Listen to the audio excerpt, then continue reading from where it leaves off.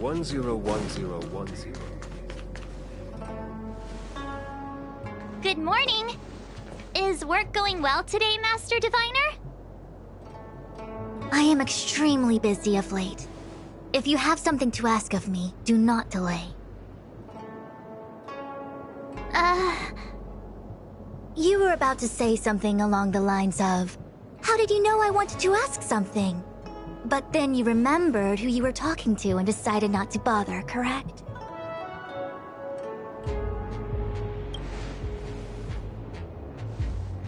Of course. I run a dozen hexagrams before I even get around to breakfast. The results are never far wrong. Today's divinations threw up some unexpected complications. The hexagrammatic position was facilitating between the water and heaven trigrams.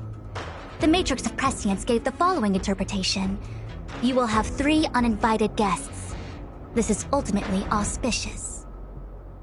Ultimately auspicious? Wow, sounds pretty good to me. Seems like we really were destined to meet today then. You know, I see you've been using the Matrix of Prescience to divine into Kafka's past. Well, I have a similar request.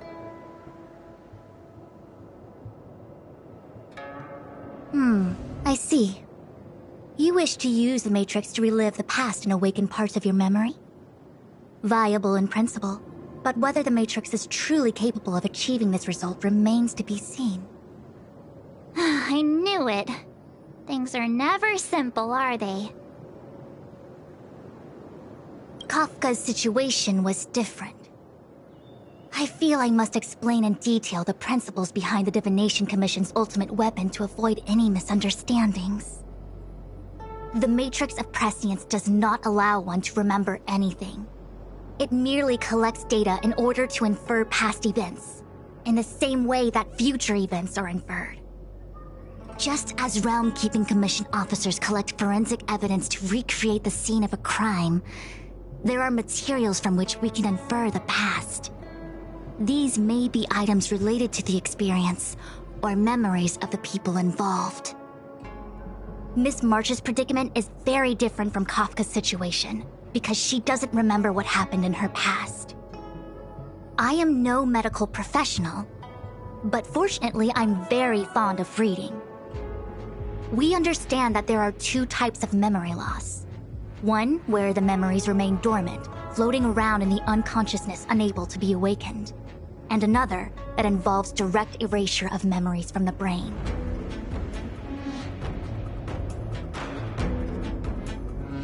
Something must have happened when I was frozen in the ice. I bet the memories were freezing and decided to hibernate.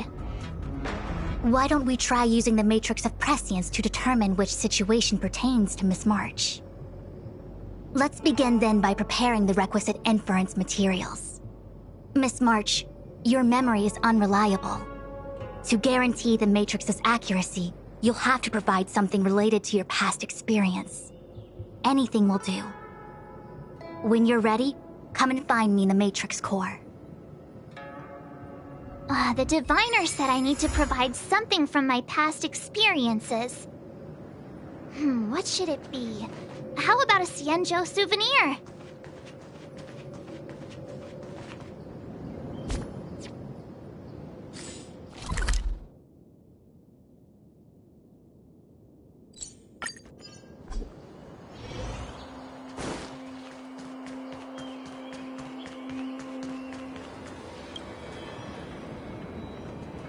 So, have you acquired something from your past?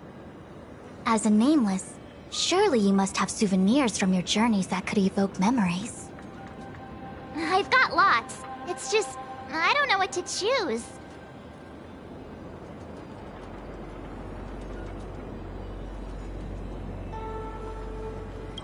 Proof that I boarded the express. The conductor gave me this. Memories from the Astral Express? That should do the trick.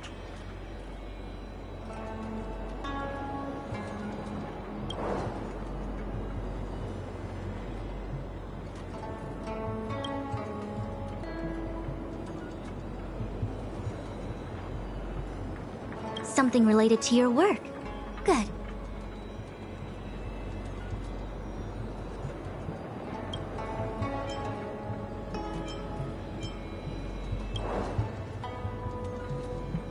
One of my fondest memories on the Xianzhou. No comment. I happen to prefer Star Taro bubble tea. So shiny and pretty. I picked up this little guy in Belobog's underworld. How could something so beautiful be unsafe? I can understand a young girl's fondness for glittering gemstones. Is that it? Miss March, are you not able to provide possessions from before you lost your memory? Before I lost my memory? So, something I don't remember getting? Even then, I couldn't be sure it was from before I lost my memory, right? It may be strange to you, but to infer the past, I need materials that were pertinent at that time. Could you try recalling some memories again? From before the memory loss. Before the Express. I'm sorry, Master Diviner. When Himeko found me in the ice, I was stark naked, like a newborn baby. I didn't have any items with me. And before you ask, no, I don't have any of that ice lying around. It melted away not long after I was rescued. Oh yeah! You sure are a smart cookie. My six-phased ice ability must date from before the memory loss. Master Diviner, any ice I create should do, right? It should indeed. I'll have someone place the material in the base of the terminal of the Matrix. Miss March, please position yourself in the Matrix core. We may begin our inference whenever you are ready.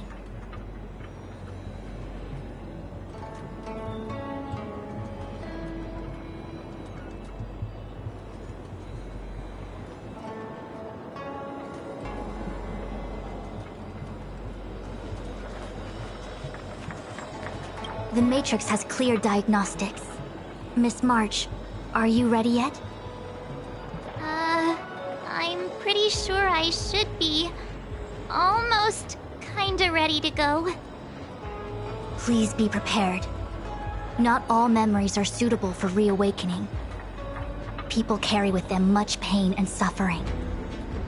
If you're not ready, we can pause the inference process. I would never wish for good intentions to result in harm. I'm okay. Let's do it. Only way to find out is to give it a go. Very well. I will soon connect you to the Matrix of Prescience Ultima, where the Matrix will read your memories and guide you back into your past. If you reach a block in your memory, the Matrix will use the data gathered to derive a scenario and construct a possible past for you. Got it. Oh, can he join me too? I'm sorry. That would be highly inadvisable. You form the nexus of the Matrix's inference. He would only introduce redundant data to the system. In other words, inside the memory palace that the Matrix constructs, the only person you'll be able to count on is yourself. Don't worry. I can communicate with you from outside the Matrix and manipulate the recollection process to a certain extent. Let's begin.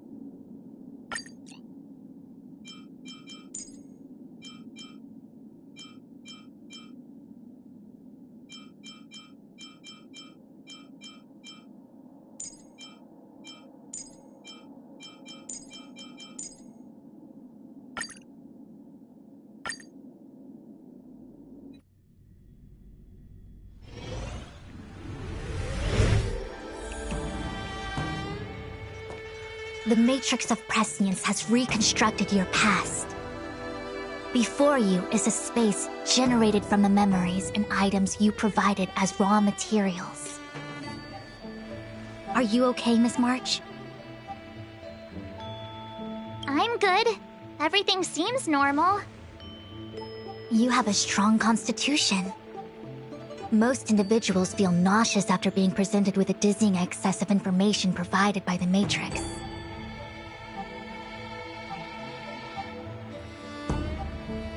I must be seeing things. Why are there two Fushens here? Your eyes are working just fine. One of the Fushwens is a projection of me which allows us to communicate with each other at all times. The other Fushuen indicates that I existed during this part of your experience.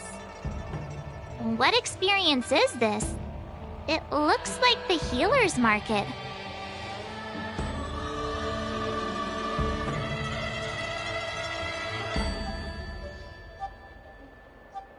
Unless I'm mistaken, this must be the time we broke into the Alchemy Commission. Really? That can't be right. I remember there were lots of Cloud Knights in the plaza. Well, this is just a Matrix inference, remember?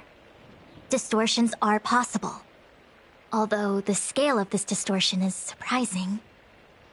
Try communicating with the Fushuen you see over there. We should hear what the Master Diviner has to say.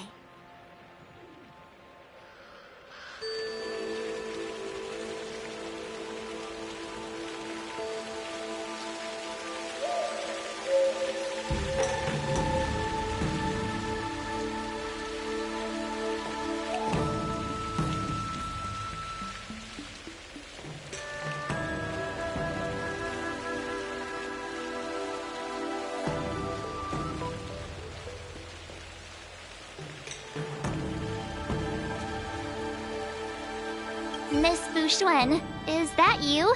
If we want to resolve the Stellaron crisis, we must refine the question.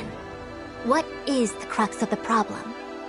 Generally, it is believed that when one seizes on the crux of a problem, the problem will split open like bamboo on the edge of a knife. Nobody could have foreseen the catalyzing effect of the Stellaron on the ambrosial arbor. As the ancients said, blessings bring about misfortune and vice versa. Nature has its own algorithm, and it is precisely when fate wins betwixt blessing and misfortune that I, a Master Diviner of masterful proportions, am called on to save the people of the Luofu. What the heck is she talking about? Master Diviner, did you actually say that at the time? I can't remember. It would appear that in Miss March's estimation, I'm somewhat of a blabbermouth. No, I've always seen you as a masterful Master Diviner. Despite the obvious distortions in this experience, the base materials from which it is composed are taken from your actual memory. There is no falsehood here. In other words, your subconscious mind thinks that I talk in tongue twisters. It's mainly just that I, can't always comprehend the lofty ideals and, principles you discuss. Forget it. Now is not the time for losing one's temper. If the inferred experience is distorted, we should focus on filtering out each distortion one by one. Otherwise, we won't be able to trace your memories back any further. This is getting a little complicated. Is there a simpler explanation? Draw your bow and fire an arrow at that Fushuen.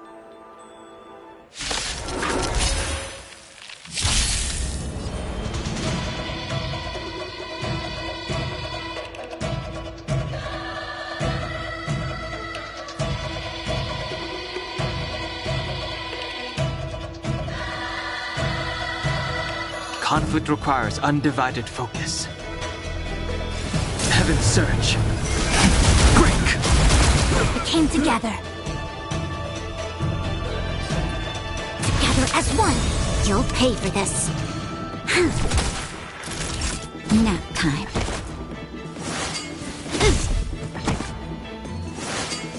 Bad luck. The strength. This battle is unavoidable.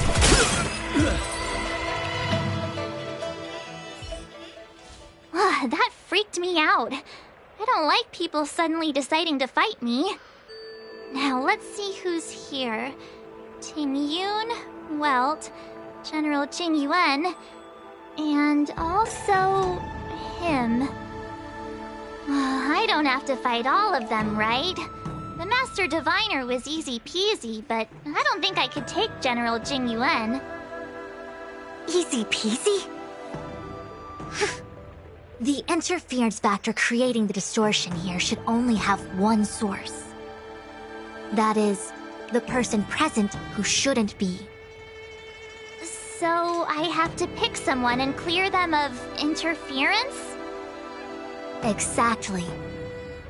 My projection will disappear for the moment so as to not cloud your judgment. If you can hear my voice, then it means I'm watching over you. You're the best, Master Diviner. I hope the best version of me can overwrite the gloriously absurd version that lives in your subconsciousness. The person present who shouldn't be. Who could that be? Huh?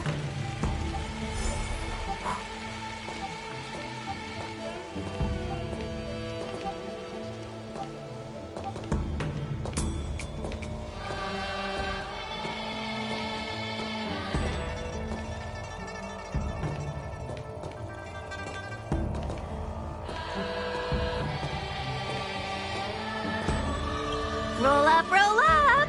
Miss March, would you like to take a look at the latest edition of the Xianzhou Beauty? Miss Ting Yun. It's great to... The past is in the past.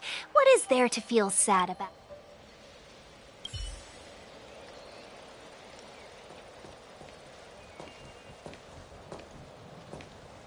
General, hello! General Jing Yuan. What's his deal? This is clearly your subconscious projecting onto the I remember now. The General wasn't there when we... March 7th. You scared me. Are you not satisfied with your life as it is? Then why are you obsessing over the past?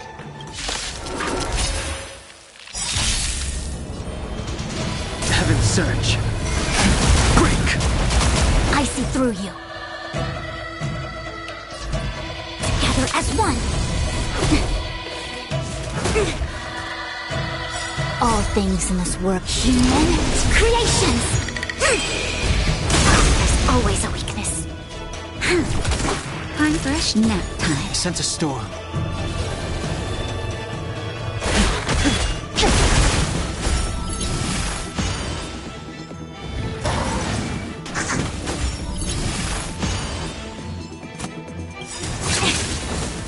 Awaken, dormant skin. World-cleansing dragon.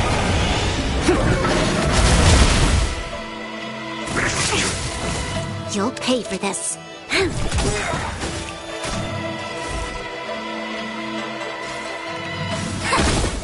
That'll take more.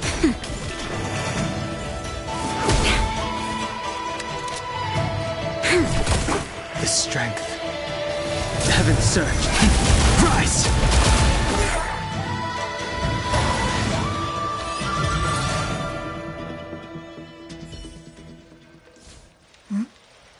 What is that? I know what this is. It's a Bellabog heater. Wait a minute. What's a Bellabog heater doing at the healer's market? Looks like part of one experience has infiltrated another. A foreign object, so to speak. A foreign object? That sounds like a medical issue. Will it require surgery? No. I believe the object is a sign of the Matrix purging distortion. It has managed to trace back to another one of your experiences. Make contact with the object. Let's see if we can jump over into that experience.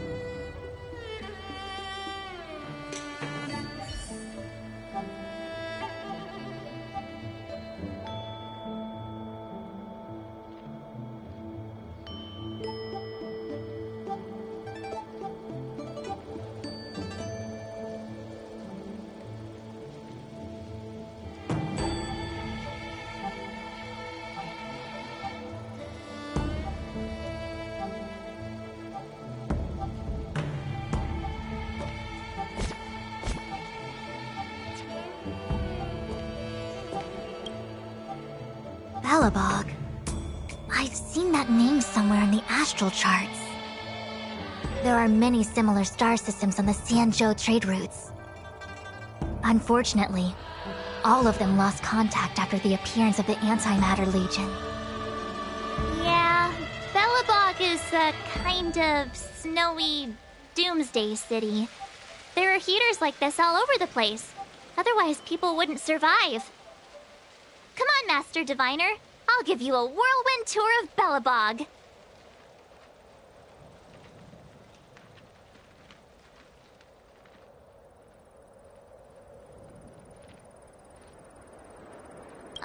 Is touching a heater a good idea? This thing is red hot. What if my hand turns extra crispy? It's okay. This is a memory space. If something hasn't injured you in reality, then it cannot injure you in memory. Well, I was never beaten up by Jing Yuan in reality either. Enough of that. Touch it. Hey, don't pull on my hand. Ow, ow, ow! Hot, hot, hot!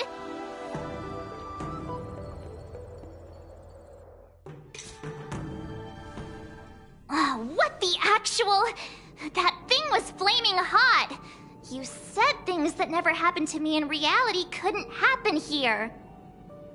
I said that if something hasn't injured you in reality, then it cannot injure you in memory. I didn't say anything about the sensation of injury.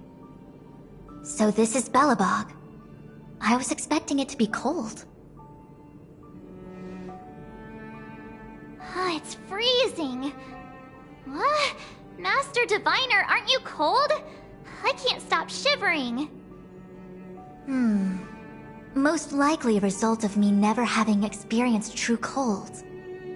I'm afraid you'll have to do the shivering by yourself. On the Luofu, you and I have shared experiences. And so I was able to provide more active assistance. But in Belobog, you'll have to rely on your own judgment to ascertain the source of distortion, and get the foreign object to appear. Yeah, I get it. Oh, Miss March, I have one more thing to ask. Have you ever experienced great suffering? What? I don't think so. Why are you suddenly asking me that? Sometimes people forget extreme memories to protect themselves from suffering. Perhaps you didn't notice, but in your memories of the Luofu, everyone you met was either hinting or explicitly stating that you should stop trying to remember. I believe this is most likely your subconscious communicating with you directly. Though, of course, we cannot rule out that external forces may have interfered with your memory. In the latter case, it is possible that someone decided to leave warnings in your subconscious to prevent you from recalling the truth. Am I really that important to someone? I don't think there's anyone who'd go to all the trouble of locking up my memories. And yet, memories are precisely what you seek, no? I say this to say one thing. Are you certain you wish to continue exploring your memories? You said external forces might be messing with my head, right? That just makes me more curious. No one gets away with locking up my memories. Let's go. I'll show you the way to Goethe Hotel. Very well. I must admit that I'm finding the whole matter more interesting by the minute. This memory should be from the first day we arrived in Belobog. By the second day, we were wanted criminals already. The person present who shouldn't be. Who could it be?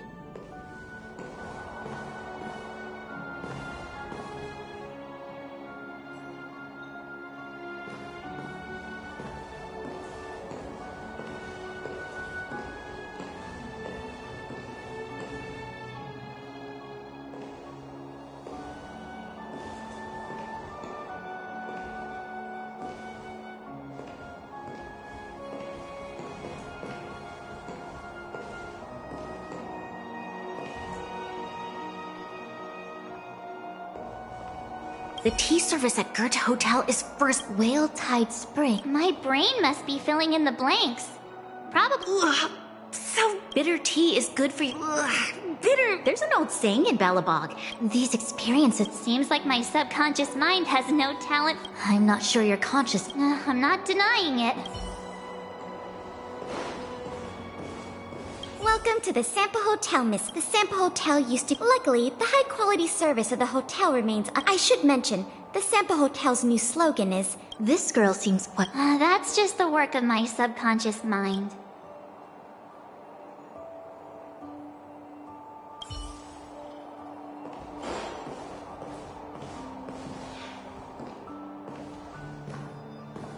Miss March 7th.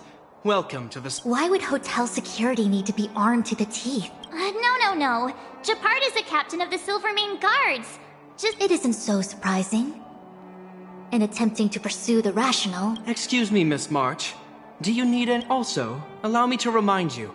You can... That actually does...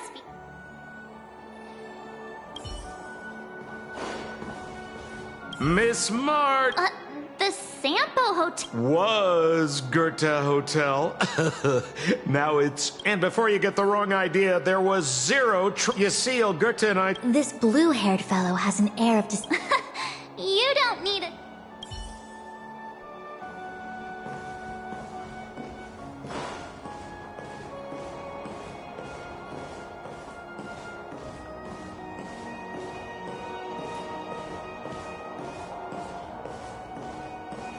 What an excellent cup of tea. Much like the gift of forgetting, Miss... This Branya... The force that's distorting this experience. Do you have to make it sound... Rest easy. I can guarantee... Phew, finally. After all that, there's just one option left. Did you clear every wrong option on purpose? Nope, just wild guesses. You're a genius.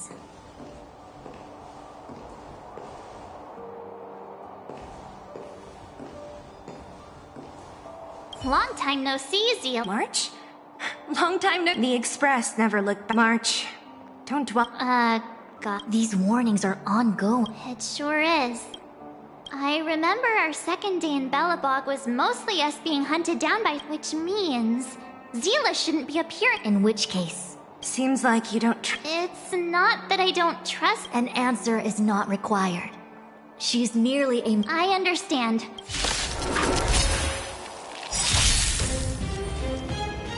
All things in this human creations! Heaven, sir. Break! We came together. You'll pay for this. Nap time. The strength. Heaven, sir. Rise!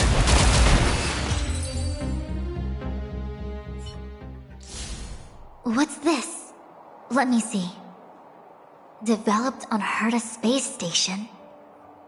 Seems like this must be the foreign object. The next experience should be meeting him for the first time. Herta space station.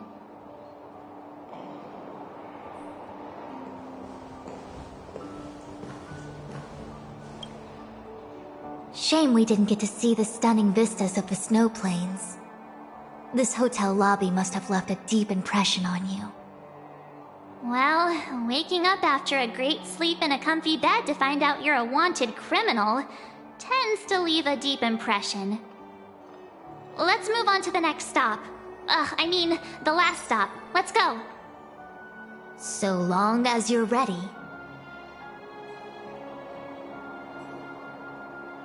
I'll take a monitor over a red-hot heater any day.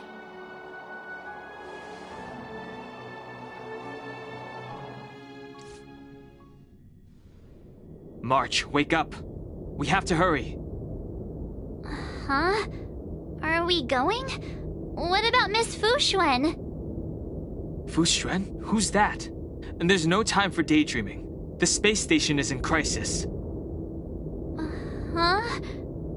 What do you mean? Come with me. Asta said that the Stellaron is stored in that room up ahead. and I'm guessing the Legion might also be interested in its whereabouts. I know this memory. This is before we met him. Who? Dan Heng, where are you? Master Diviner, can you hear me? Darn it, something must have gone wrong. What am I gonna do? Why did Miss Fu Xuan pick the scariest time to vanish? March, can you... me?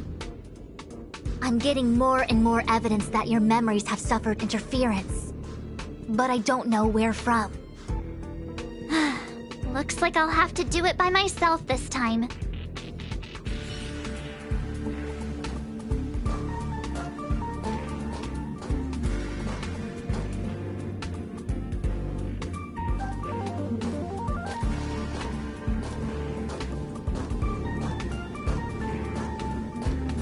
March, leave your memories in the past. Why do you insist on returning to them? If they were so important to you, wouldn't you have remembered them? The moment a Nameless boards the Express, a new life begins. We set out on a new road, never to return. Explore, trailblaze, but do not dwell in the past. You'll tarnish the reputation of the Nameless. Enough! You're not him! Nothing like him! He would never try and force me to give up something so important to me. I don't care who you are. Disappear right now and let me pass. And don't you ever pretend to be one of my friends again. The strength. All things in this world have yet stratagems. Constellations are human creations!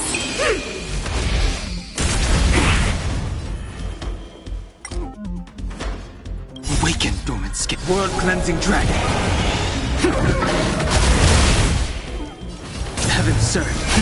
Rise! Come together. We've entered the storm. To guard and defend! Crush them!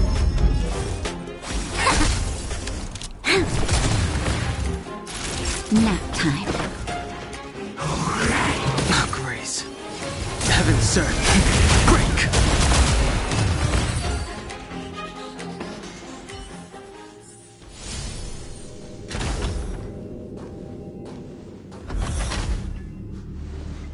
Weren't there coordinates sent out from the space station? Weak heartbeat and pulse. March, you better do CPR. This is the first time we met him. But he isn't here. Who are you? I don't remember you. I am a messenger of the Garden of Recollection. Miss March, please refrain from looking back upon your past. Leave the matrix of prescience and return to reality. The past is not worth exploring. It will only hurt you.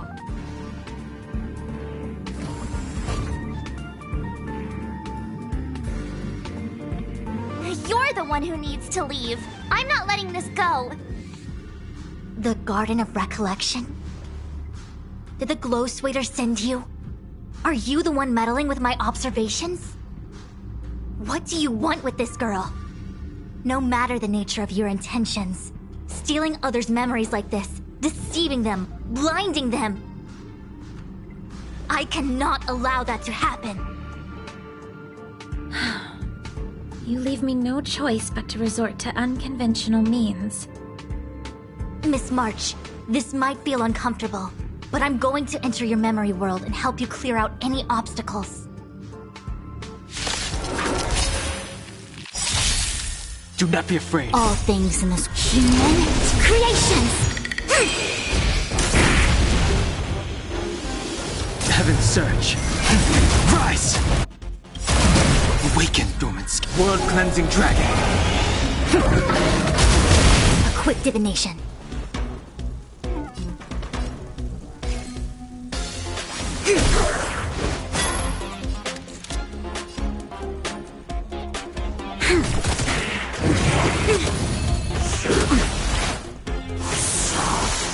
child.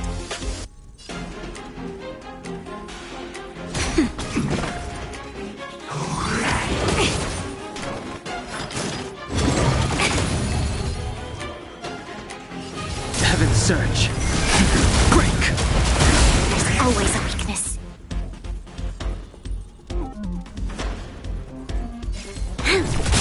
I see through you. Converge and awaken! Yin and yang! Time for a shot.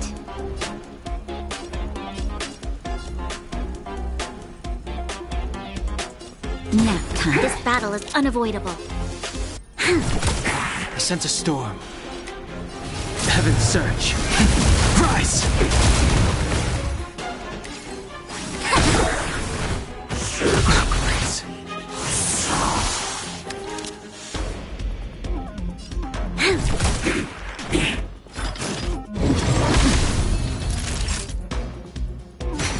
The strength. Heaven's Surge. Break! Awaken, Dormant's world-cleansing dragon. Quick divination. Together as one, you'll pay for this.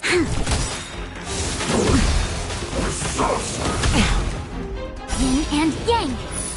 I sense a storm. Heaven's Surge. Rise!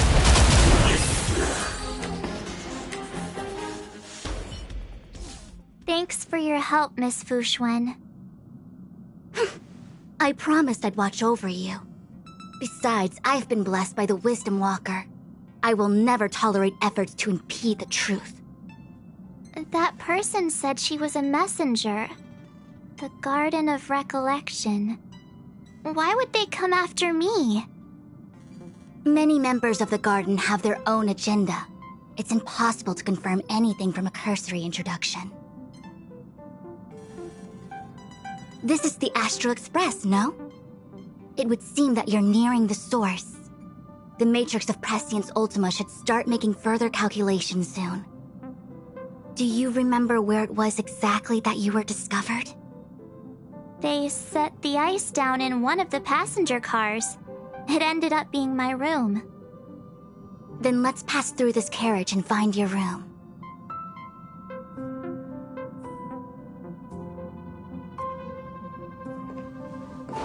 Dan Heng, let's crack open this ice block. Perhaps we can still save the girl inside. Be careful not to harm her.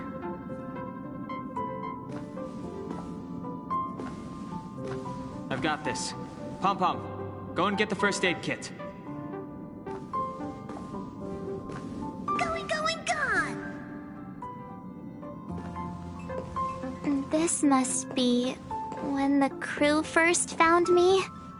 I don't remember a thing. Some memories are buried deep within you. It takes time for them to resurface. What's going on? How come we're back at the start? It's the messenger. She's interfering with your movements again. Don't look back. Keep going forward. Don't look back. Keep going forward. Don't look back. Keep going forward.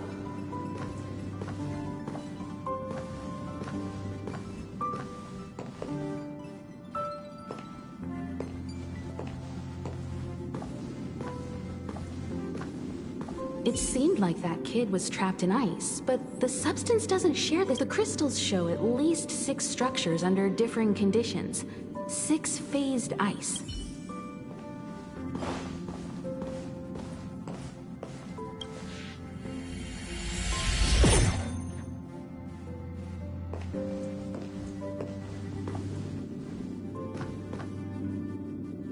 Of course, I hope we can take her in.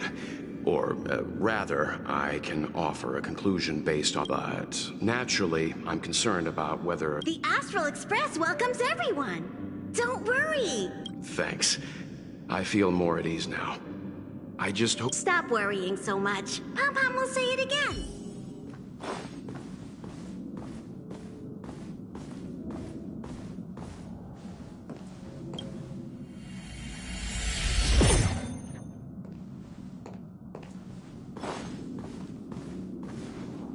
everyone agreed to take you in. I'm in exile.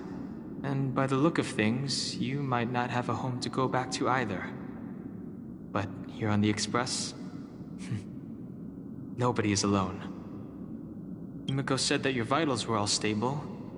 She just didn't know when you'd regain consciousness.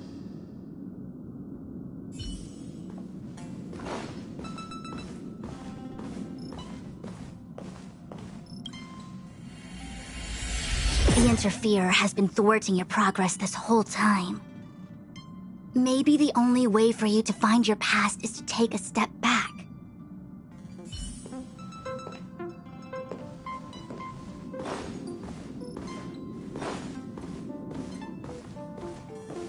Don't look back.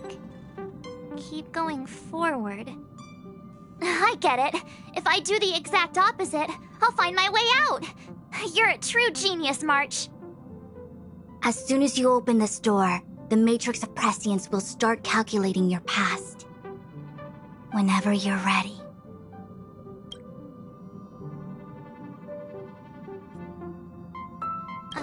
Is this my room? I didn't get a chance to tidy up. Don't judge. This is your room? That block of ice in the center. Has it always been there? Ice?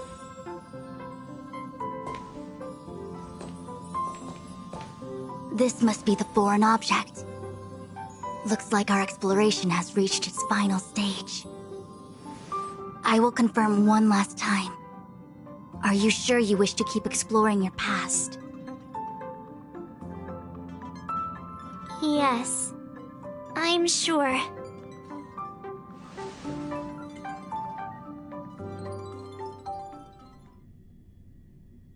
Master Diviner?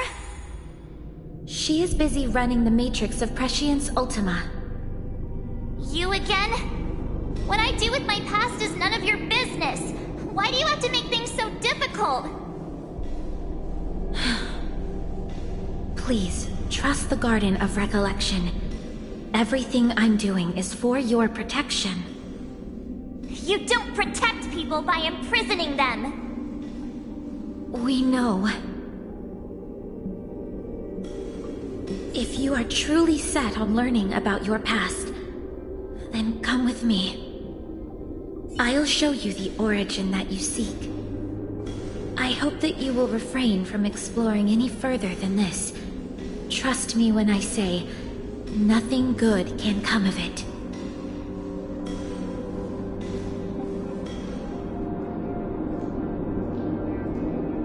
There it is, your origin. Your life unfolds from this point on, full of unique experiences and adventure. What happened prior is meaningless to you. The value of your life does not lie in what happened in the past, but in the present and the future. The eagle returns from an unsuccessful hunt. The sailor avoids the course they know to be dangerous. And you, my child, should come to learn that the past is just an illusion. But your experiences now will be remembered forever. It is time to say goodbye. Here, a parting gift for you. I look forward to our next encounter. Wait! Hold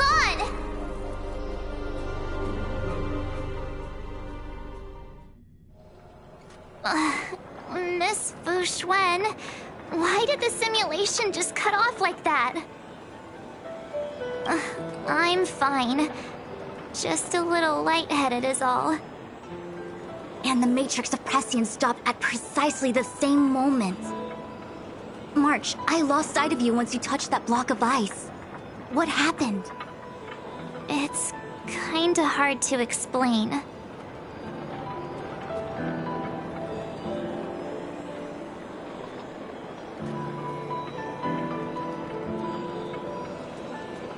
So, that mysterious girl was really a messenger of the Glow Swather? Glow Swather? You mean Fu Li, the Remembrance? Are they the Eon connected to my past? No, it's too early to draw such a conclusion. All I can say is that it was very likely an Aeon that sealed away your memories. But not necessarily fully. When the messenger spoke of protection, perhaps she meant the following. By sealing away your memories, the Glowswather wasn't attempting to harm you, but to shield you from the memories themselves.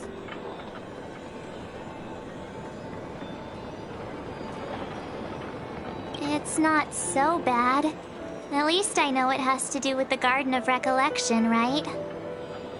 It seems like retrieving memories is beyond the operational spectrum of the Matrix of Prescience Ultima. That's all right. You've helped me so much already, Master Diviner. I owe you a big one. If you'll excuse me, I must organize an inspection of the Matrix. Fingers crossed there's no damage done. We'll leave you to it then. Run. If we broke something, there'll be a huge bill to pay.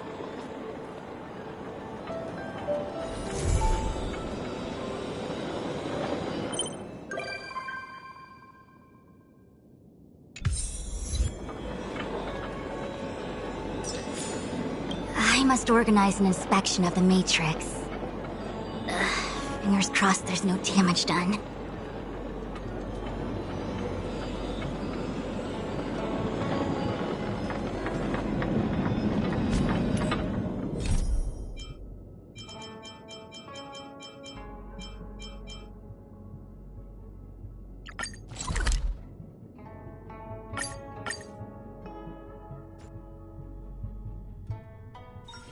It's still early.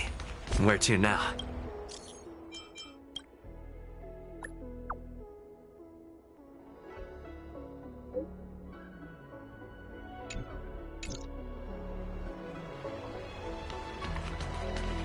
That tree? I have delivered the missive about the meeting. Do you have any questions, Master Dan Heng? I know all that I wish to know. Thank you, Miss Huanxi. You need not address me as Miss. I am but one of Miss Bailu's maids. Then again, if I may be so bold as to make a humble request.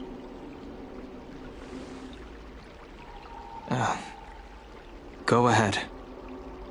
Before this goes ahead... Oh, who might this be?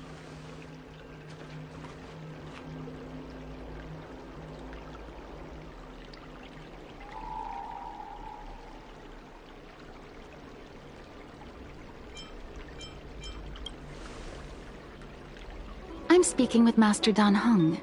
I'm afraid this doesn't involve you. Please take your leave. He is a close friend. I've invited him along to bear witness. Please, treat him as you would me. Now, what was your request? Then I hope you don't plan on meeting with Miss Bailu.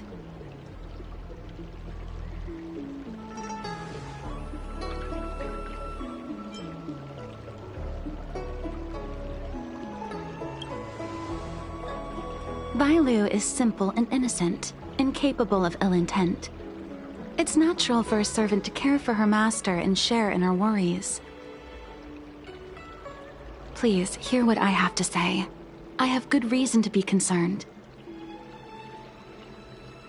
Perhaps you should know that Miss Bailu's path to becoming a High Elder was neither in compliance with proper protocol, nor of her own volition.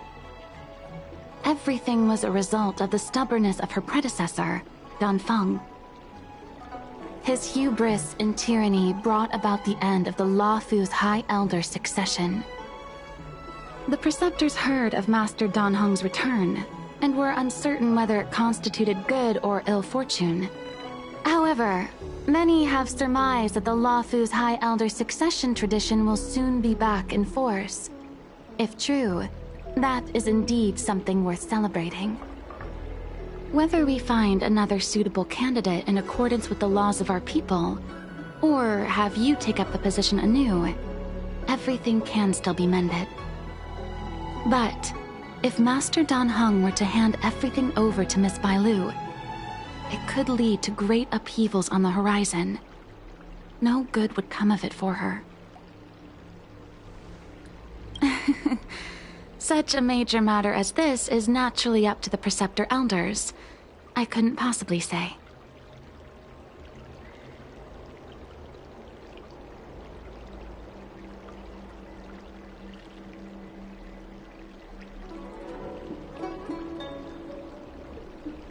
I've been a maid here for 12 years now, and was with my mistress every day as she studied medicine and received tutelage. I've witnessed her countless escapes, and the inevitable, unwilling returns.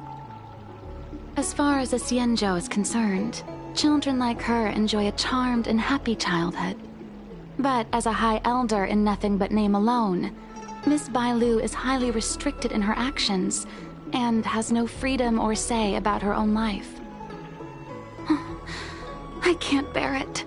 Your Highness, please think about this poor child. Miss Bailu is young, naive, and easily manipulated by others. I worry that under the pressure of others, she would be convinced into taking up too great a burden. I understand your concern, but I have nothing more to say on the matter at present. Then I will bid my farewell. Master Dan Heng, whether you choose to meet Miss Bailu or go with me to see the Preceptor Elders, I will be waiting for you by the ferry leading to Scale Gorge Waterscape.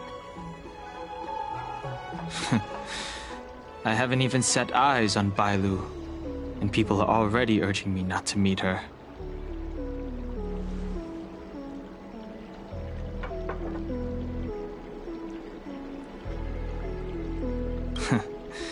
You've been spending too much time with March. You know that I'm a descendant of the Luofu Vidyadhara.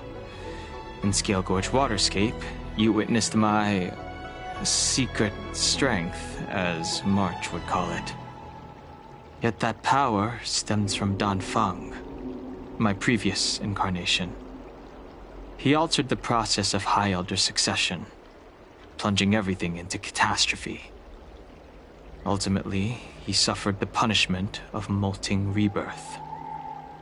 Based on the physiological principles of Vidyadhara reincarnation, I ought to have been an entirely new entity. And, in view of the law, all crimes from my previous incarnation should have been wiped clean. But in reality, I was locked up in the shackling prison at birth. Even after I was released and left the Xianzhou, my High Elder past and Dan Feng's enemies pursued me like a haunting shadow. Now, I plan to face that shadow.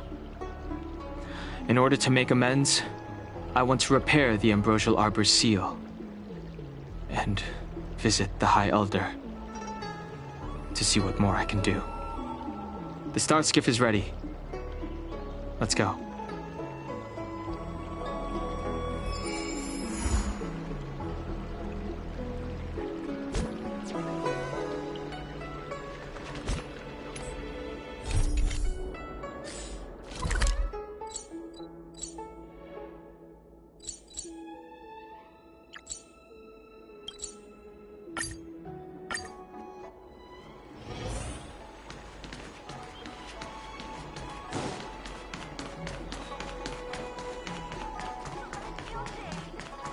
Extractor cleaned or your star skin? The rumors are true. You really are back. I'm Hila Lu Ying of the Alchemy Commission. I'm a Vidyadhara too, as you can see. I'd heard the reincarnation of the Great Sinner has returned to the Luofu, and wanted to offer some advice. Oh? Leave this troubled place immediately.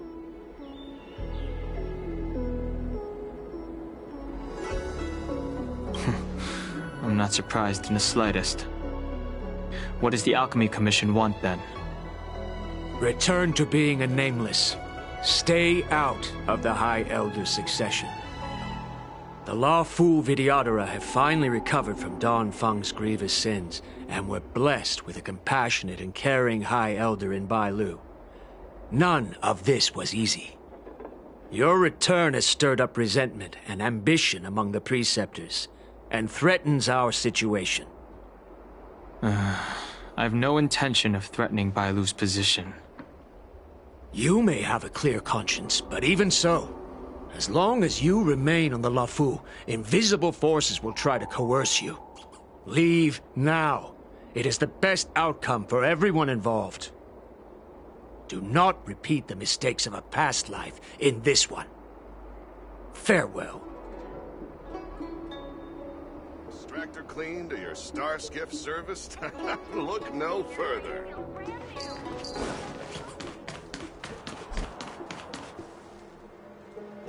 Excuse me. Are you two on your way to the Alchemy Commission, Delph?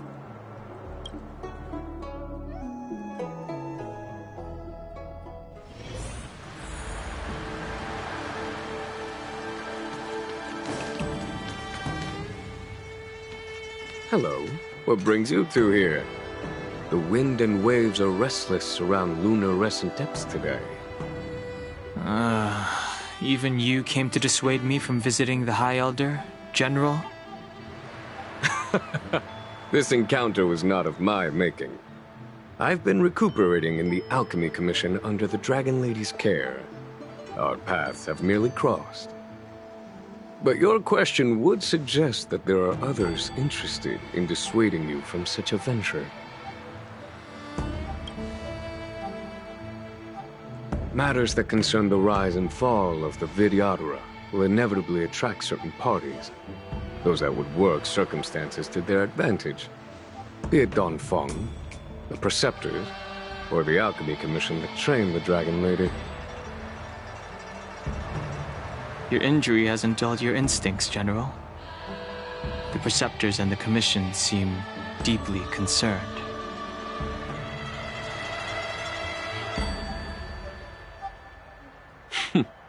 A chance meeting is a gift from fate. Why don't I help you to fathom their intent, then?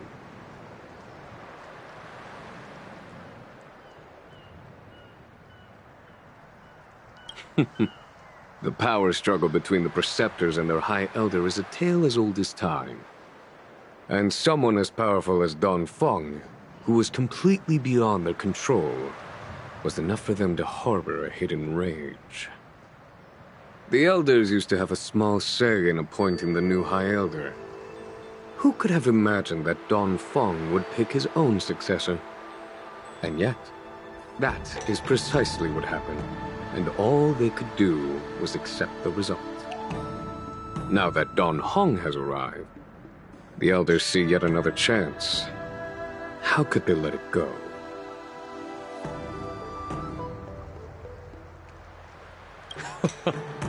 Us outsiders should not judge the laws of the Vidyadhara.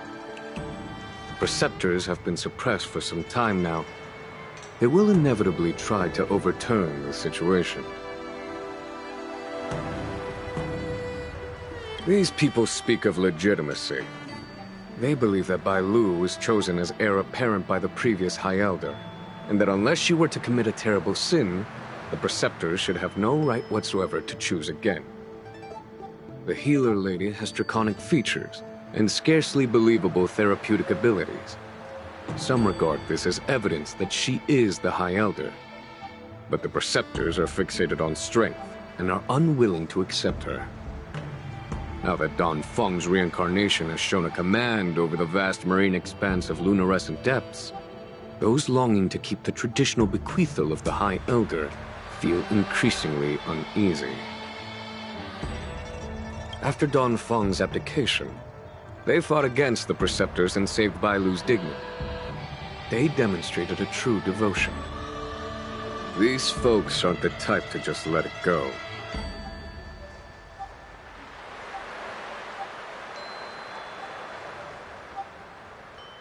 It is an internal affair of the Vidyadharas.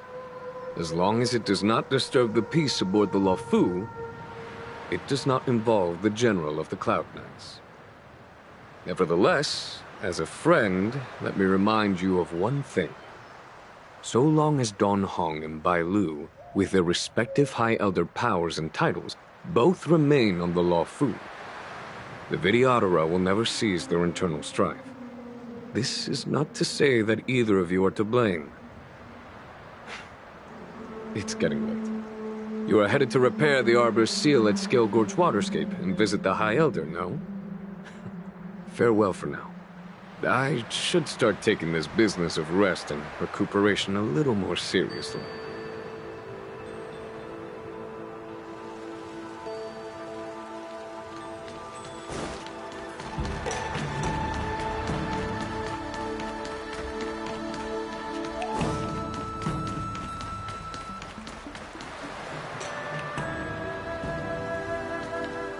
Master Dan Heng, you're back. Have you made your decision? Will you come with me to meet with the elders first? Or are you set on seeing Miss Bailu? Miss Bailu is already waiting at Scale Gorge Waterscape. Your stubbornness is redolent of your previous incarnation. Sorry, but you're not going anywhere. A criminal who destroyed our succession is unworthy of setting foot in the sacred places of the Videodora. Wait. Master Dan Heng's presence at Scale Gorge Waterscape has been approved by the 6 charioteers and the preceptors. He is no longer the criminal he once was. Empty rhetoric. There are ways of unearthing his true identity. And even his reincarnation should answer for the monstrous crimes of the past. The Videodora will never accept him.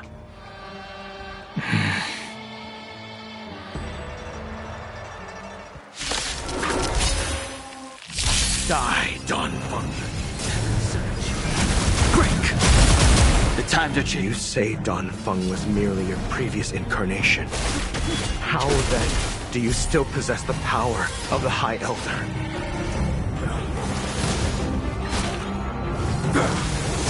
Grace.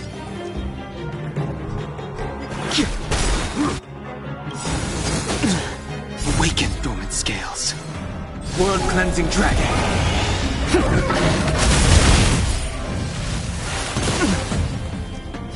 Heavens, rise! As I expected, Dan Feng, you have returned.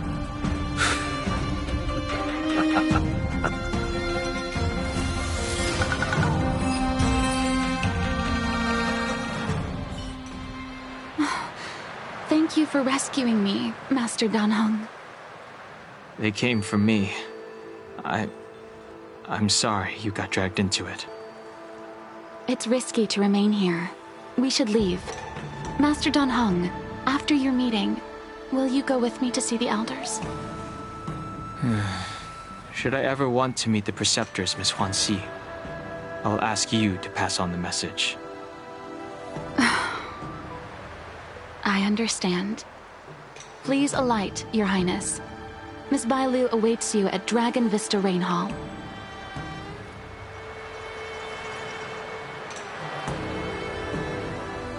It could be dangerous ahead.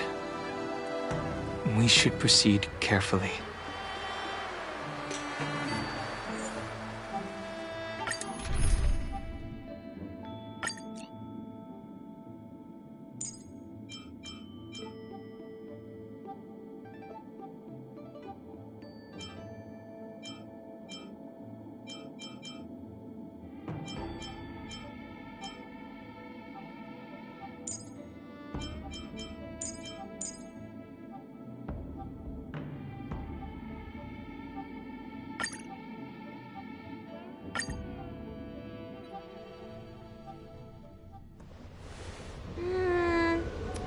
So slow.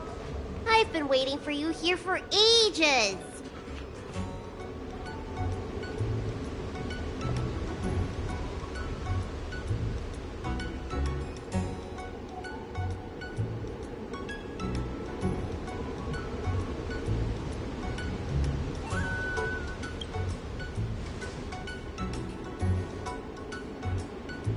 Hello there.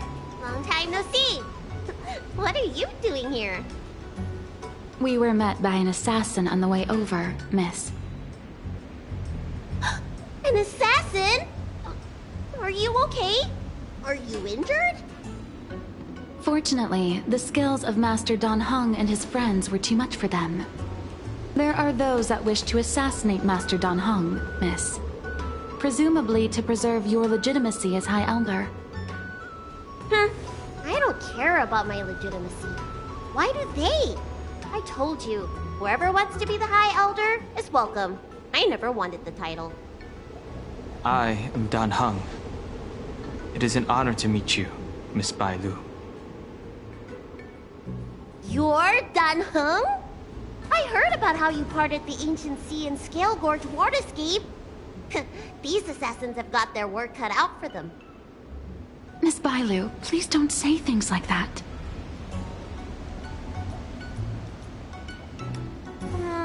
Let me take a look at you. Dragon horns. Well, they say you're Dan Feng's reincarnation. I suppose it must be true then. But you're different from me. Where's your tail?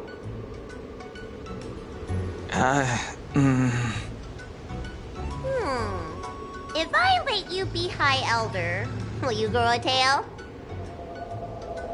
About the High Elder succession. I have no intention of getting entangled in that. I'm here to repair the Ambrosial Arbor's seal. This is the duty of the lawful Vidyadhara. Oh, really? Then why'd you come to CB? All I've learned since my hatching rebirth are some medical skills at the Alchemy Commission. I can't repair seals or part the sea like you can. I should take this opportunity to talk with you about the past, Miss Bailu. I've heard about your situation, and while I can't guarantee a solution, I will do my best to improve things for you. Interesting. You're not like other grown-ups. You say what you think, and you seem trustworthy. So, you want me to go with you to Scale Gorge Waterscape? Precisely. Let's go then. Miss Bailu. Guanxi, please wait here for me. I'll come back as soon as I can. I've got these two to look after me. Don't worry.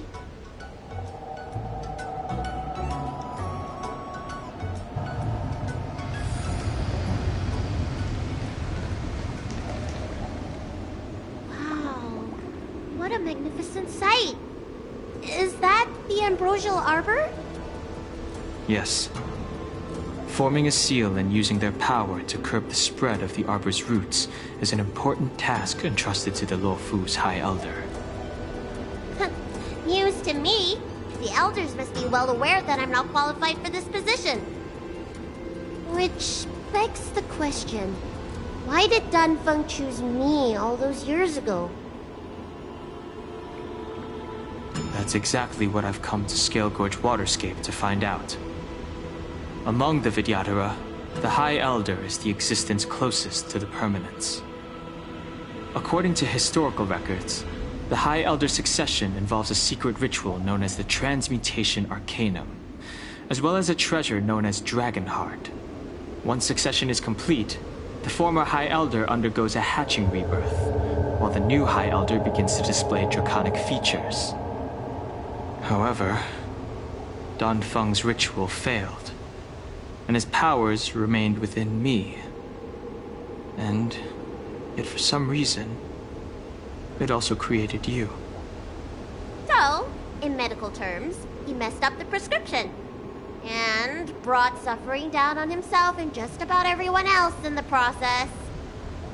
I want to use this opportunity to repair the Ambrosial Arbor seal, and see if I can help recall our memories. Shun the tree's growth, the residual plague, water of the ancient sea. Upon the High Elder's command, subdue the eternal roots. Strange. This is different from the breaking of the seal.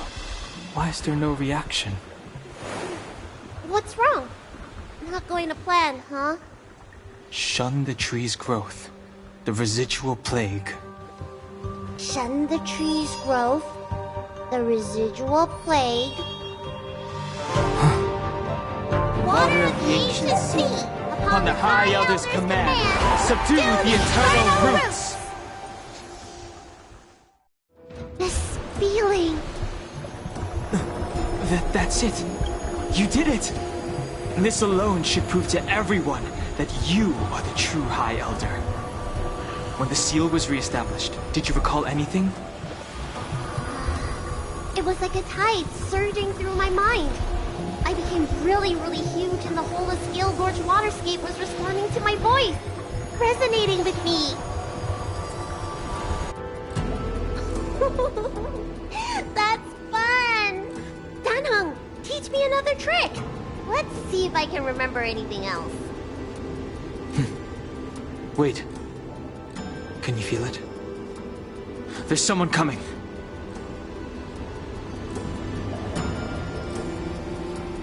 You! Who are you? Protect Bailu! Hey! I'm doing the protecting here! Nobody's getting hurt with me around. Heaven surge! Rise! We've entered the storm. To guard and defend! Crush them! Told you I could fight. That'll take more than medicine. Heaven surge! Break! This battle is unavoidable.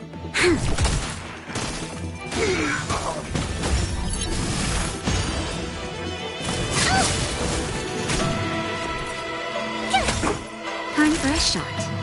Nap time.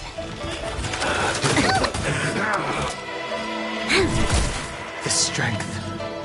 Heaven surge! Rise!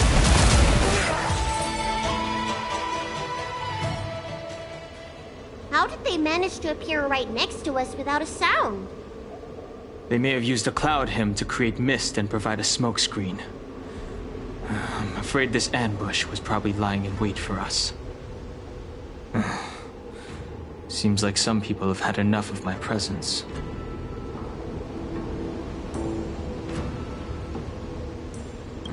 If so, why would they want to harm Bailu? We don't know how many there are. Let's get out of here. Go!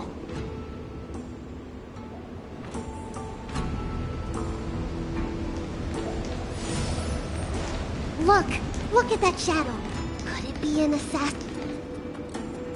This power, it rivals the tidal forces in Scale Gorge waterscape. Is that you, Danpeng? Have you returned?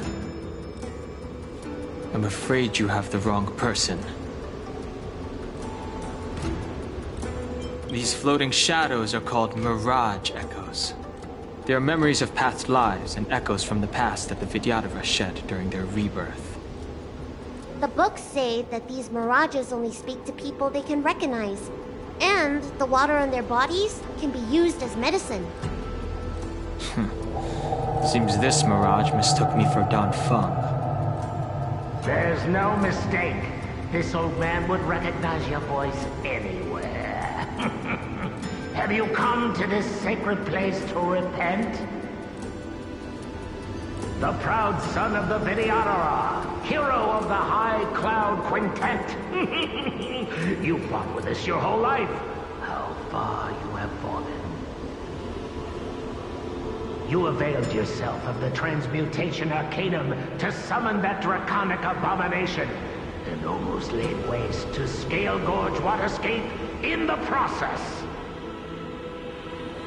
If your allies hadn't united to slay it, then the abomination would have destroyed the Ambrosial Arbor seal. Tell me, did it sadden you to watch the abomination perish? As the High Elder, you should have freed us from the plight of rebirth and set foot on a brand new path. But instead, you were seduced by your reputation and abandoned yourself. You counted Xianzhou natives and even short-life species among your friends. The upcoming trial is your final chance. Hand over the secrets of the Transmutation Arcanum now, and the Preceptors can help you keep your secrets. Isn't that draconic abomination you created proof of the transmutation Arcanum's success? I heard that Don Feng craved the powers of our dragon ancestor Long the Permanence, and created a monstrous dragon-like creature. That must be what he's referring to. And so the hero of the Xianzhou became its arch-villain. Elder, look around you. You've long since reincarnated. What remains here are just the mirages of the waters of the ancient sea. Impossible. I still live! The High Elder succession will not be severed in this generation. I don't like this Mirage Echo. He thought that the Vidyadhara was superior to other races, and that he was superior to other Vidyadhara. As if the Vidyadhara would never progress without their plans.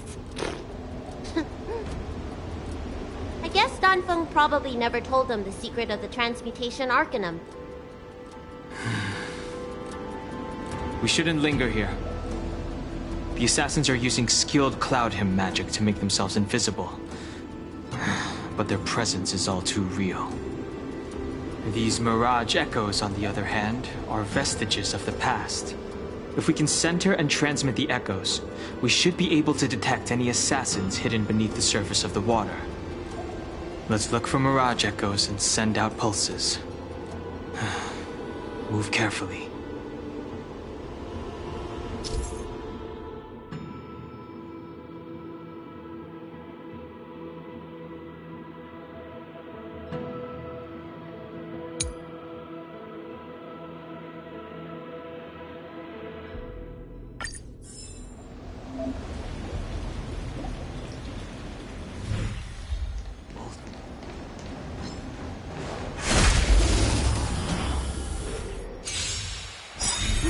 Another invisible assassin? Careful. They're waiting for us to get close enough to reveal our weak spots.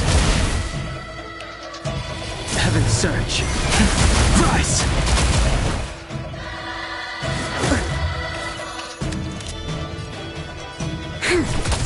My turn!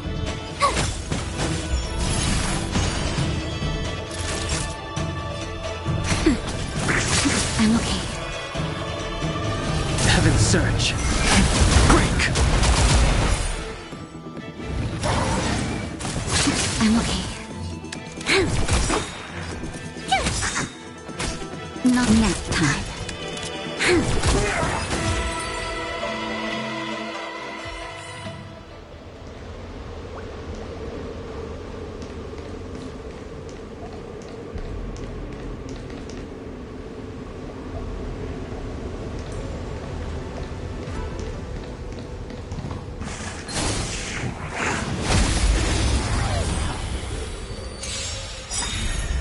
The strength. Heaven surge. Rise! We've entered the storm. To guard and defend! Crush them! Awaken, dormant world-cleansing dragon!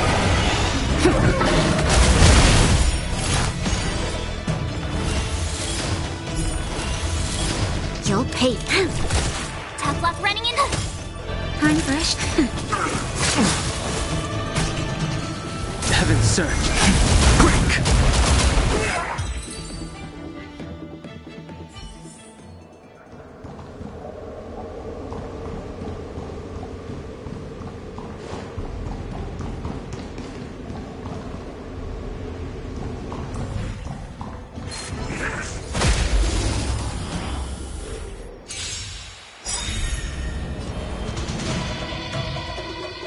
Heaven surge. Gotta try hard. Watch this awesome move. Heaven surge. Rise! Awaken, dormant scales. World-cleansing dragon.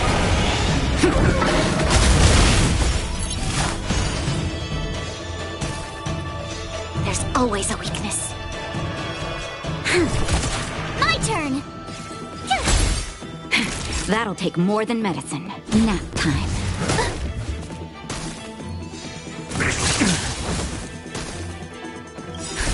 Just a little something. Think nothing of it. Assistance is timely. I sent a storm. Heaven's surge. Break!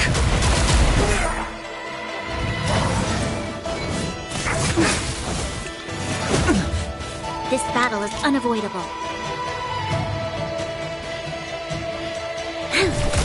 Tough luck running into me!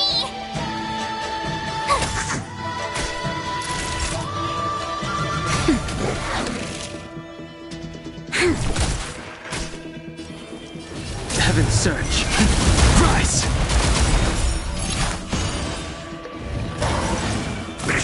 Troublesome. My turn! You'll pay for this. Naughty child. Do not fret. Heaven's surge. Break!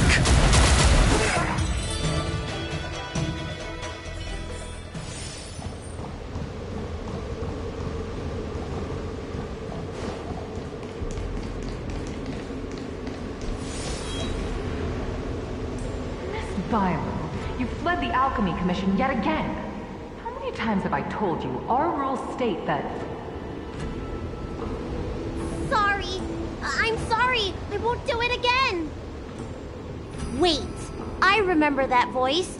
That's the old chief alchemist. So she's been reborn? Reborn? More excuses. Who brought you out this time? Is that Master Danfeng?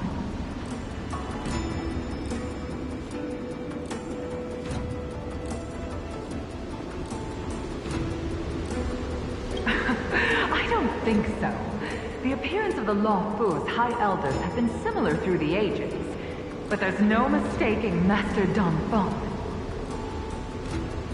Bailu, return to the Forbidden Residence. I must speak with Master Danfeng. Oh, okay. Wait, no! You were just a mirage echo. I got tricked again. Master Danfeng, I finally understand your plan. That little girl is the key to the Transmutation Arcanum. This is a breakthrough for my research.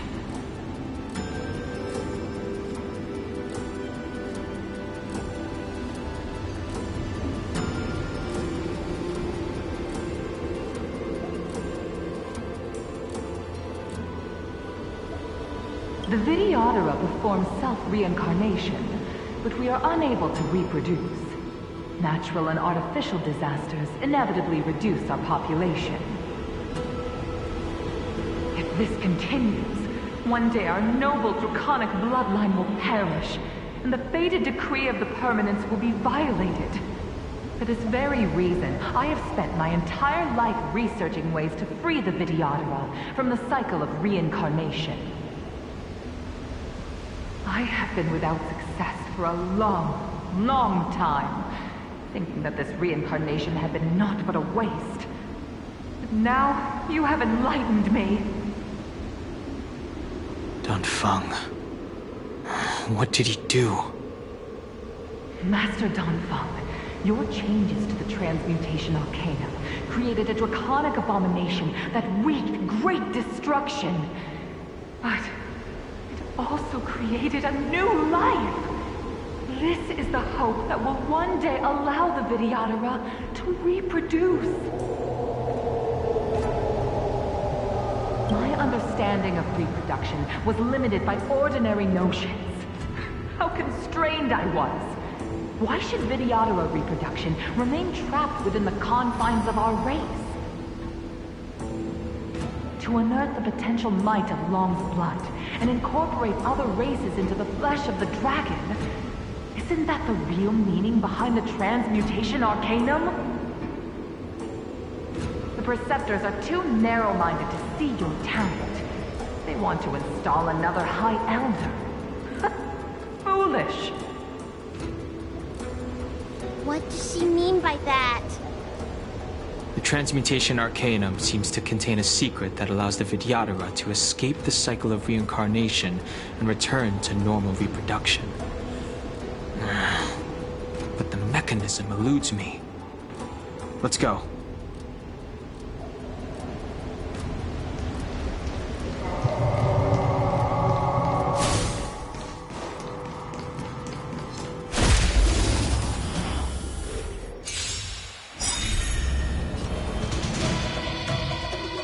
We've entered the storm.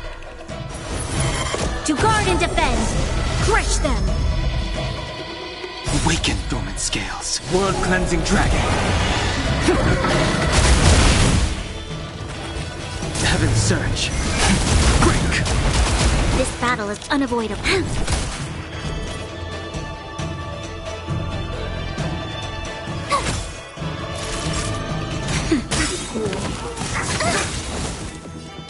Lend me your strength. Heaven's surge. Rise! Tough luck running into me. Time for a shot. Nap time. I sense a storm. Heaven's surge. Break! There it is.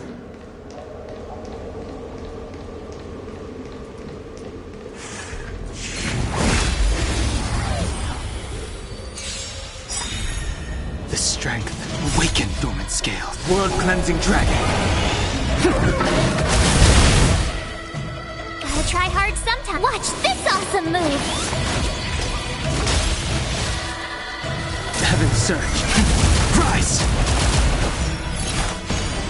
There's always a weakness.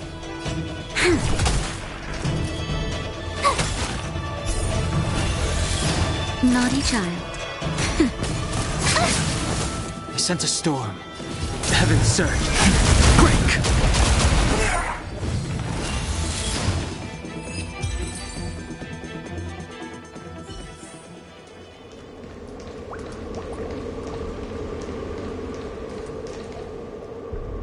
It's you, Master Dongfang.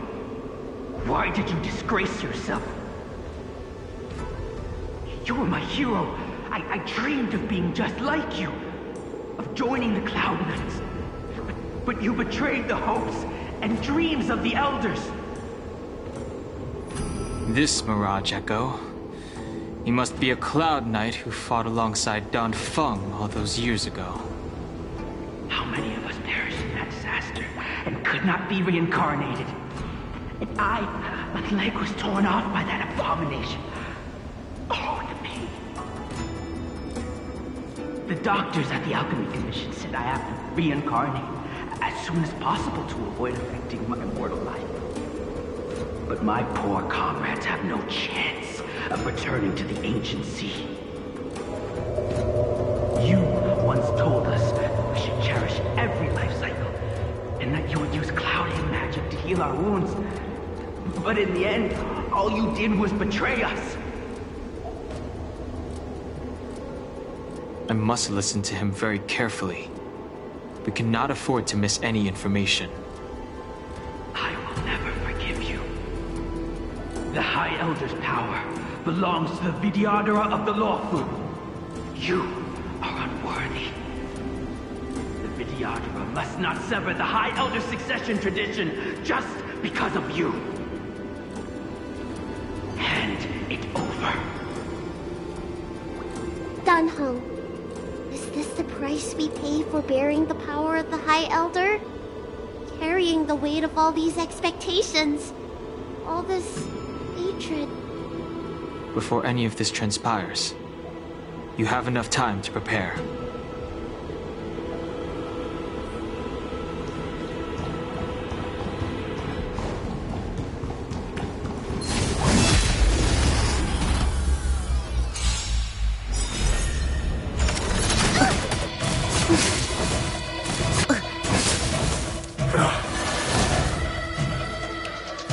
Heaven's surge. Rise! Awaken, dormant scale. World-cleansing dragon.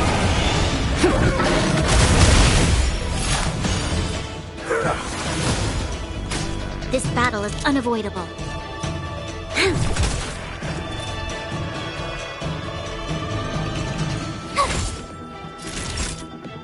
Nap time. We've entered the storm. and defend! Crush them! Justin, just a little something. Think nothing of it. Assistance is timely. The strength. Heaven's surge. Break! There's always a weakness. Grace.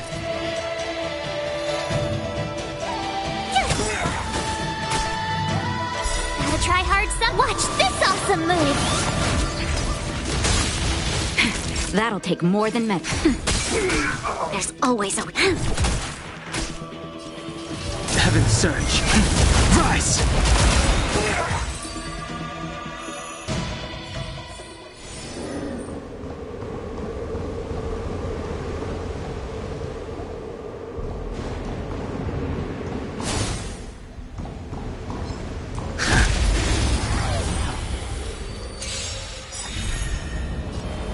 Awaken, dormant scales. World-cleansing dragon.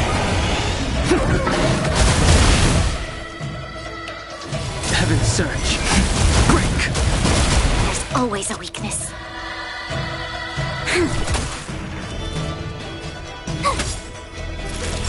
Nap time.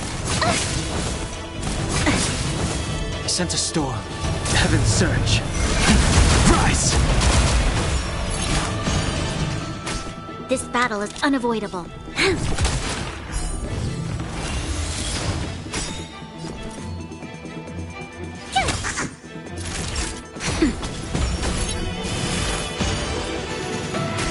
You'll pay for this.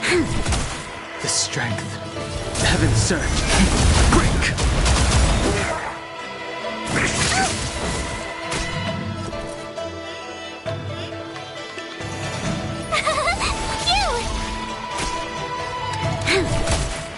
Nap time. Heaven's surge.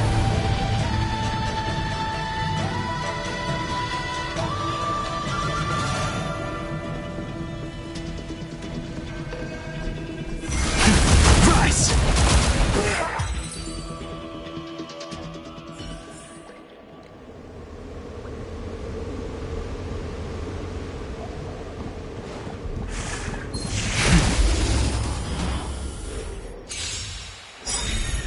I sense a storm. Awaken, dormant. World-cleansing dragon. We've entered the storm. To guard and defend! Crush them! Heaven's surge. Break! This battle is unavoidable. Tough luck running into me! Gotta try hard. Watch this awesome move! That'll take.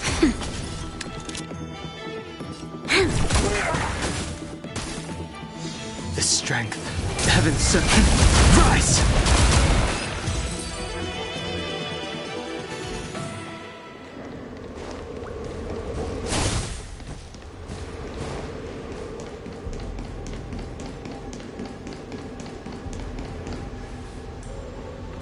Miss Bailu, are you okay?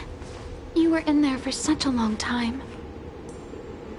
Luckily, I had Dan Heng and him to protect me all the way. If anyone's owed a thanks, it's them.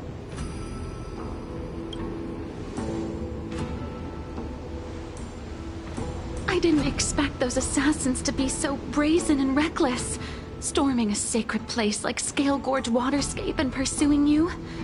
Rest assured, Miss Bailu, I'll report them to the elders and round them all up.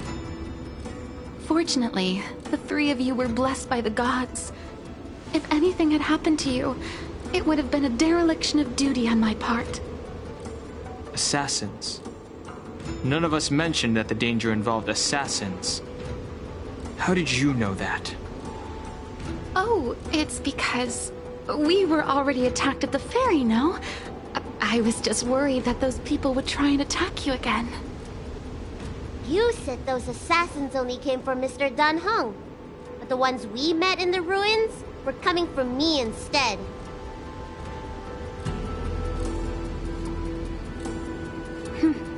Perhaps the real dereliction of duty was that not enough happened to you.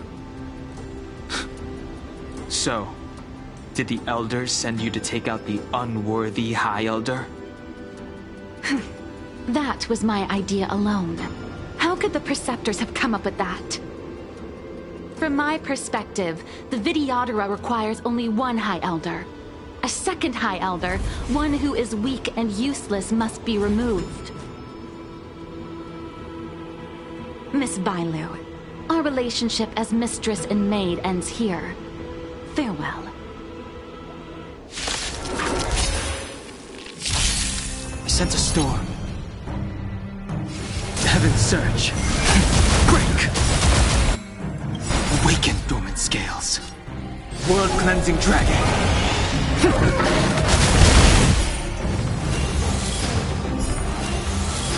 Need a doctor?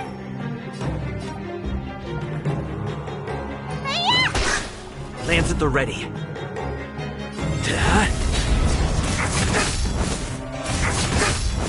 The strength.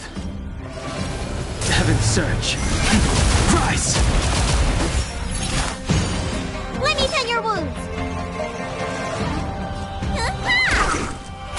I'm on guard. Hit!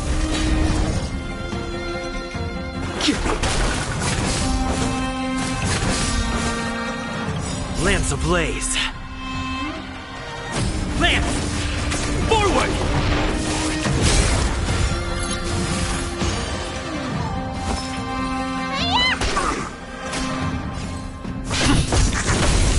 The times are changed. Am I too late? General! Time for the Did you bring master stroke. reinforcements? Reinforcements? Show no mercy. I am the reinforcements. I sent a storm. Heaven surge. Break!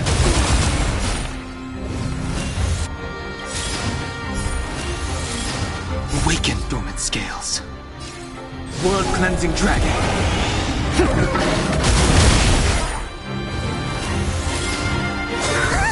Immortality means forever. There's no time to lose.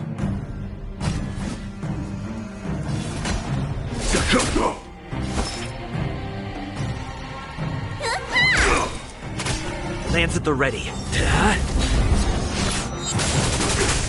The strength. Heaven surge. Rise! Secret of the safe. Follow my charge.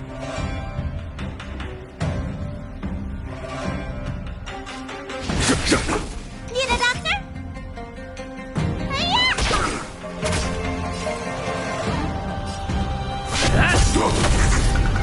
Not a scratch. Lance ablaze. Lance! Forward!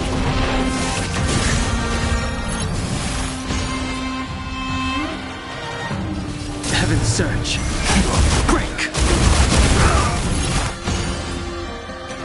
A foregone conclusion. Time to show you what's in your prescription!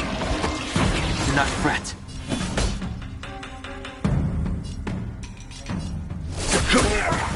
Let me tend your wounds.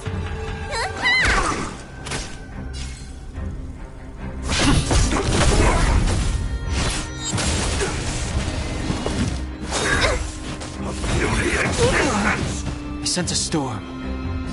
Heaven surge. Rise! Awaken the world cleansing dragon.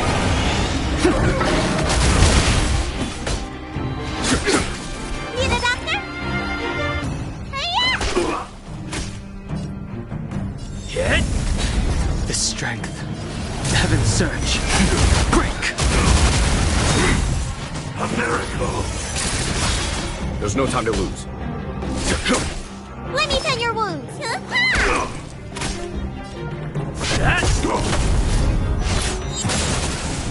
I sent a storm. Heaven surge. Rise! A foregone conclusion.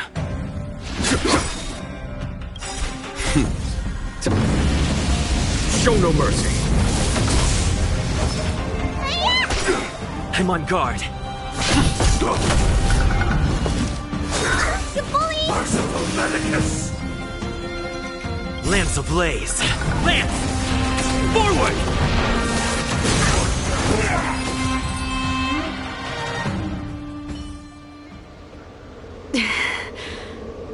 city.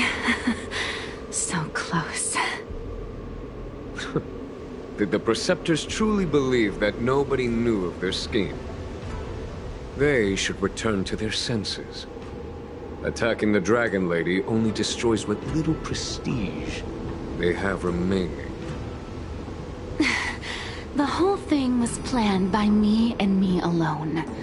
Beware of false charges, General. Save your breath.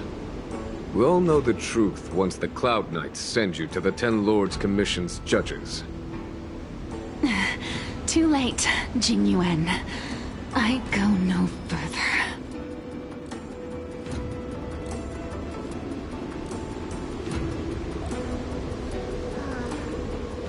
I always felt useless in the eyes of the Elders.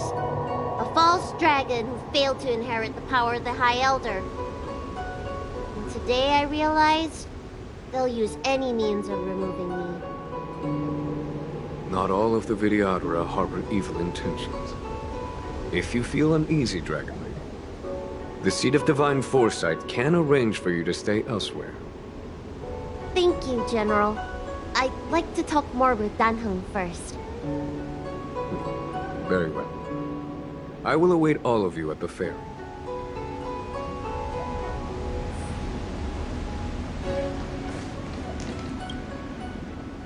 The Vidyadhara have neither parents nor family members. Once born, the teacher is assigned to instruct the young Vidyadhara in the art of Cloud Hymn, as well as various life skills. Danheng, did you have a teacher like that? If you're asking about Vidyadhara tradition, I'm afraid that's something I never had any experience of. I've always been a wanderer. I can never return to my homeland. In my fragmented dreams, I meet enemies on the battlefield. But in my travels, I meet many people who I can describe with the word teacher. As far back as I can remember, I've had the Preceptors and Alchemy Commission healers telling me what to do. Cure diseases, save lives. I don't know if that counts as teaching. You know something? It feels like you're the teacher I've been waiting for. Virtuous in the past life, master in the next life. Perhaps we were friends or disciples in our previous incarnations. A friend or disciple of Dan Feng? Maybe. Miss Bailu. At first, I was worried that your title of High Elder was in name only, and that an absence of true power would eventually put you in grave danger. It seems I was overthinking things. You have no shortage of true power. You mean the power to repair the seal? The power you taught me? The Mirage Echoes of Scale Gorge Waterscape mentioned that not only was Dan Feng a brave warrior, he could heal others with Cloud Hymn magic. What you have is the power of the High Elder that belongs to you. The power of life that can reforge the Arbor Seal and the vitality of the Eternal Roots. It is a world away from my power of destruction. In that case, Danfeng probably had a gentle side to him too, right? Perhaps. We should head back to the healer's market. I have other things to do today. Let's go.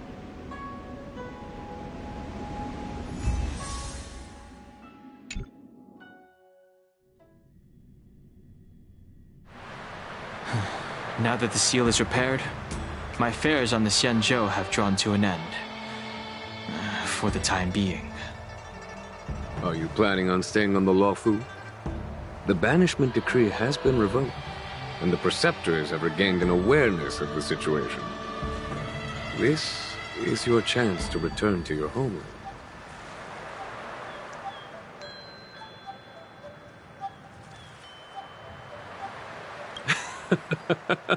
I do not seek to take Dan Heng away from you. As a nameless, the Express still needs me. Ah, that is a pity.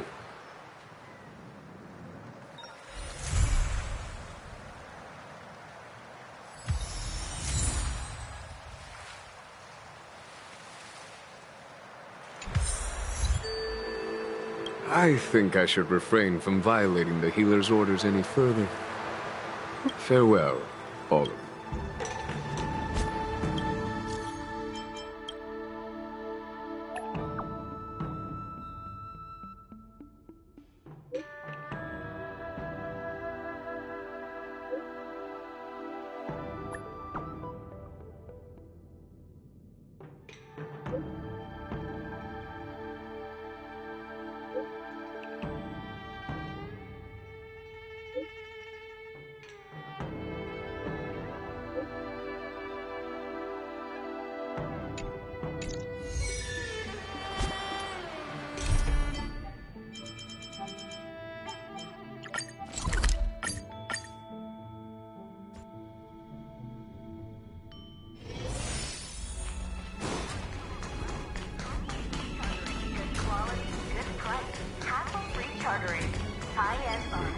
Looks like there's smoke rising in the distance. Miss Chikwe sent us a psycrane. See if you can get an aerial visual. This is an emergency. We need to find where the star skiff crashed as soon as possible.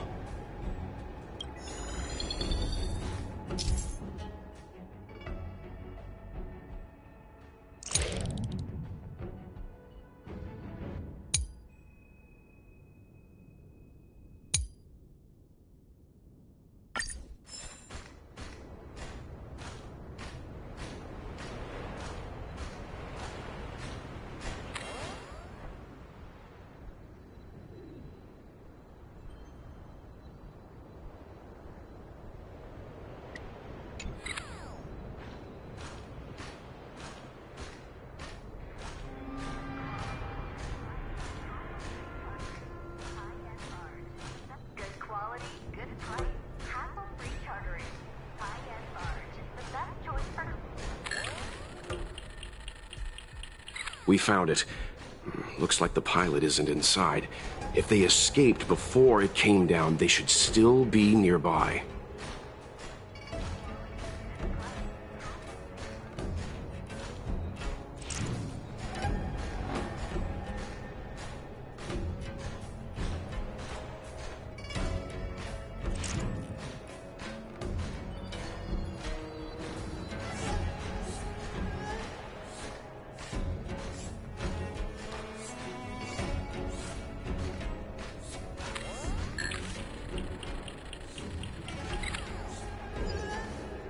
There.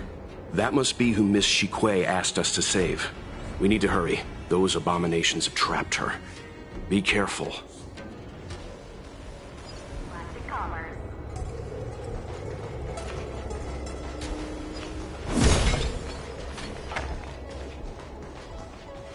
Good quality, good price.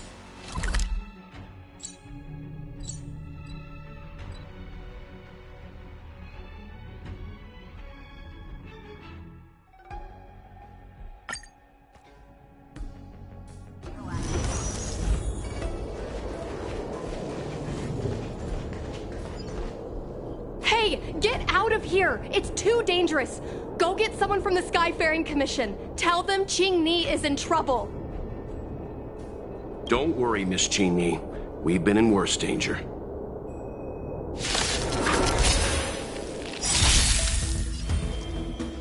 Heaven's Surge. Break!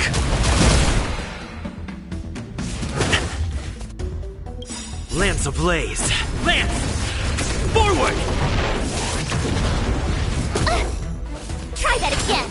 I'm on guard. Tough luck running into me! Nap time. Sent a storm. Heaven's Surge. Rise!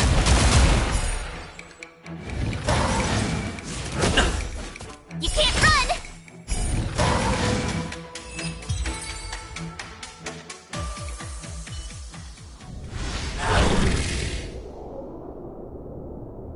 There are too many monsters. Let's hold out for a little longer. The Cloud Knights should be here soon. Just run! These monsters can't get up here anytime soon. No can do, Miss Ching Ni. We're not abandoning you.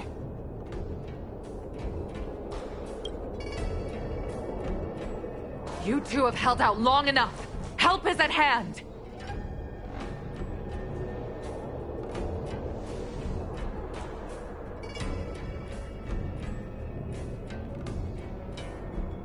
Cloud Knights, formation! Prepare to engage! Hold on, Qingni. We're coming to get you! World cleansing track. Heaven's surge. Break! You're annoying!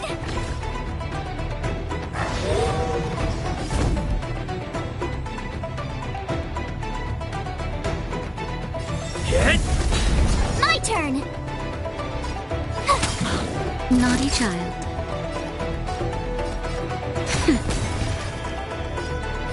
Heaven's surge. Rise! Try that again! It's time.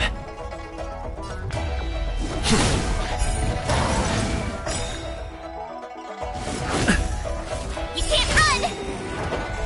I sense a storm. Gotta try hard some. Watch this awesome move!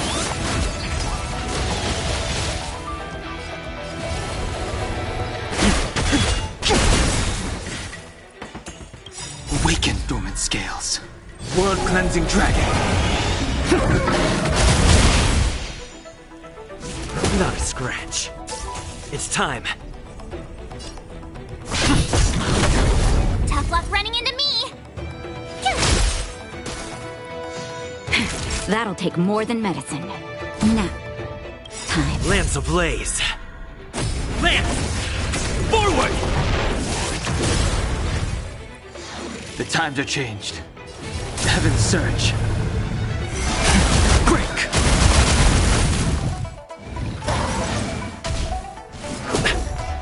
Try that again! It's time.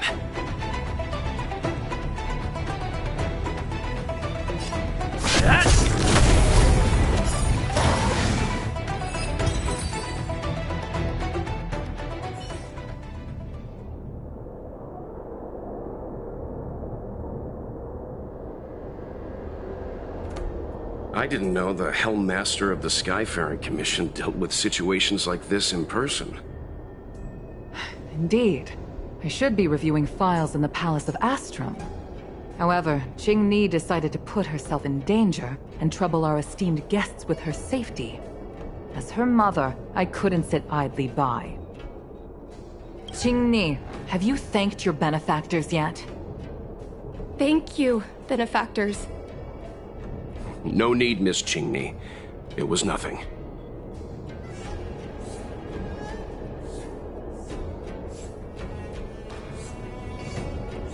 You Astral Express Trailblazers have outstanding manners, though your allegories are a little odd.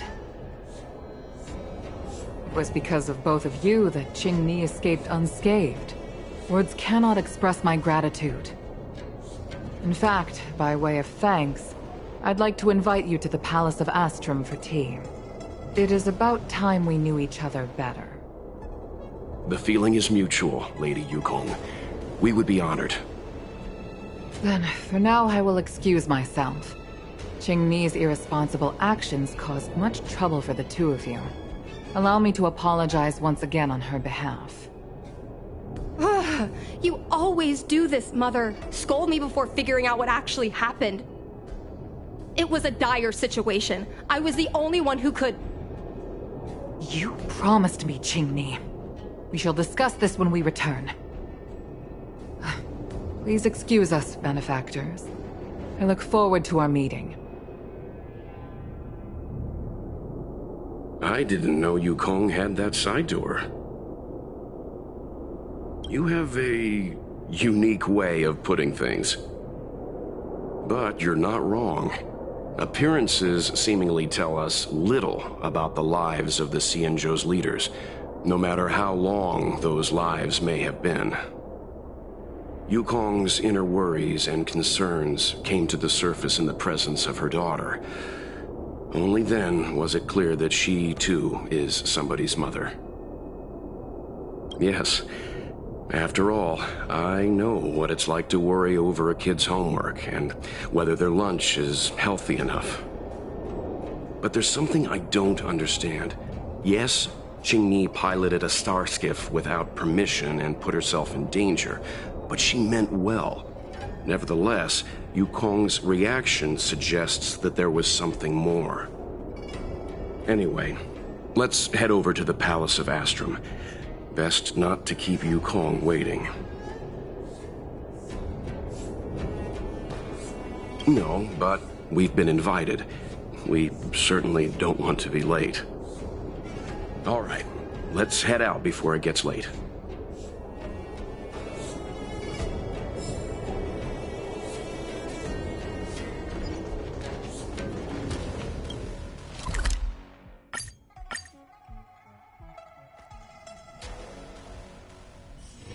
It's still early.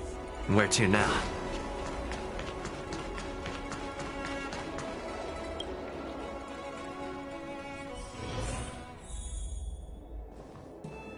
Why won't you listen to me? Because it's my life! You know I have the talent to make it. I can become the Luofu's best pilot, just like you were. Talent? You'd be dead if it weren't for those two travelers. Do you think stealing a star skiff and taking to the skies is a show of talent? What about being trapped by abominations? Did you at any moment think about what I would feel if something happened to you? Do you know how many people dream of a relaxing desk job at the Skyfaring Commission? You promised me to work responsibly in your post. Not only have you broken the Skyfaring Commission's regulations, you've broken your promise to me. I already told you. I had no choice. I want to help you and the Skyfaring Commission, not sit at my desk dealing with never-ending papers. That job doesn't suit me. I got the highest grade in the fighter pilot test. They all said I was a genius, like you. Like mother, like daughter. They were all jealous of me. But no one even knew I had to take the test behind your back. You would never have allowed me to go if I told you about it. Behind my back? Do you really think you could have walked into the test and sat in the cockpit if I hadn't given my permission behind the scenes? As for genius, don't mention that word to me again. Why do you insist on becoming a pilot? Don't understand. And I don't understand why you don't understand. Why can anyone in the world become a fighter pilot except the Helmmaster's daughter? Don't you realize how ridiculous that is? You may not want to fly anymore, but don't trap me down here with you. Qingni, where are you going?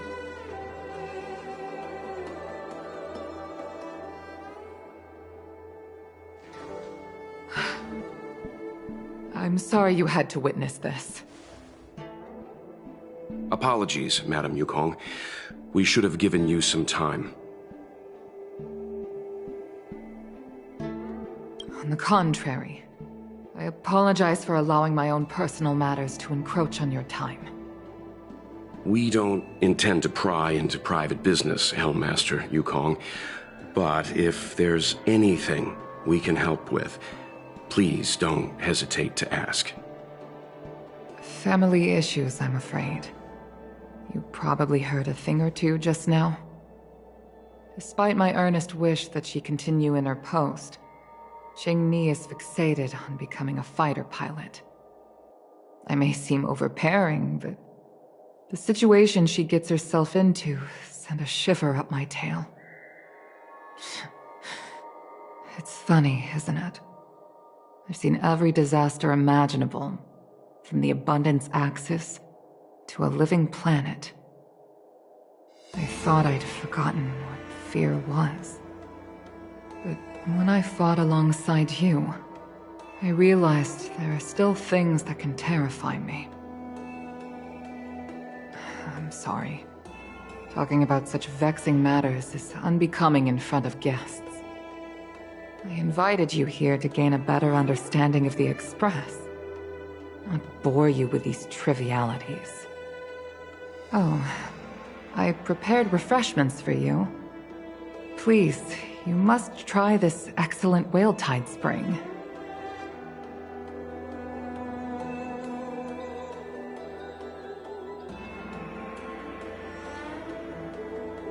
Please accept these gifts as thanks for saving my daughter.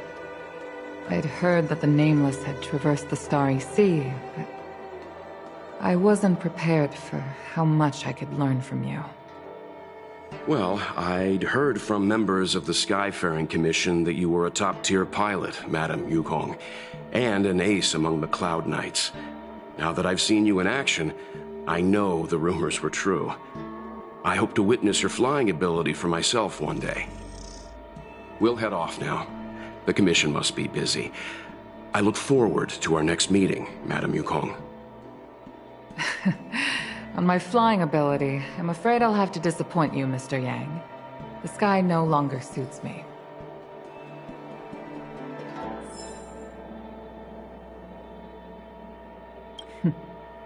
Looks like you still wish to talk. Seems our every meeting is accompanied by an incident of some sort. I hope I can meet the Astral Express crew under better circumstances next time.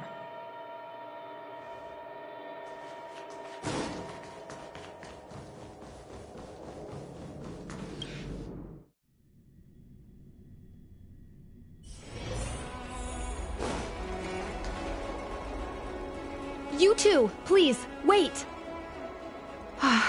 Thank you for saving me, benefactors. And I'm sorry you had to witness all that.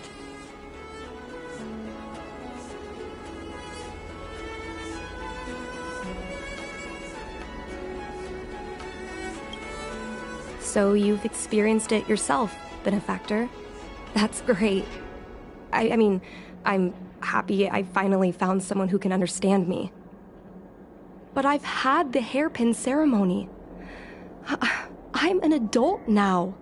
I have the right to pursue my dreams. Mom still insists on sheltering me under her wing, as if I can't even stay alive without her.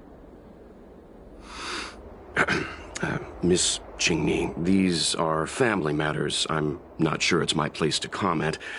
However, in my personal experience, becoming a parent often means we become obstinate.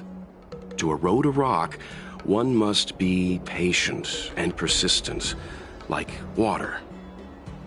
What I mean to say is, instead of trying to prove yourself suddenly, perhaps you could demonstrate your ability to look after yourself methodically, over time. Don't you think, Miss Qingni?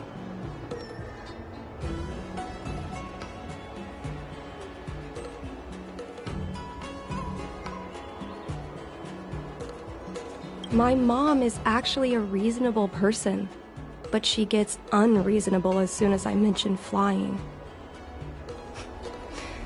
She hid my Starskiff toys, dragged me away from the port when I stayed behind to count ships, forced me to study for ages.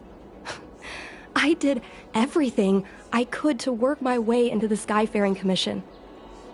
But she used her authority to assign me a desk job. Every time I walk along Star Watcher Avenue and look up at those ships flying freely across the sky, I feel empty inside. Speaking of empty inside, so how were Mom's refreshments? Good?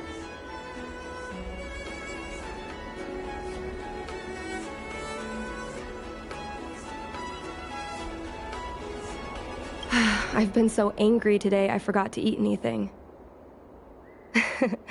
How about this? My mom thanked you guys with refreshments, so I should do the same. Let me take you around Starskiff Haven. We can try the most authentic snack on the Lafu.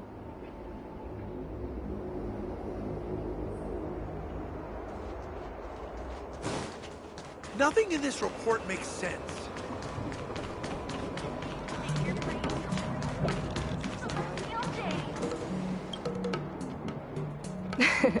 We're here! The thing about the most authentic snack on the Cienjo Lafu is it's a drink. and it's inside this vending machine.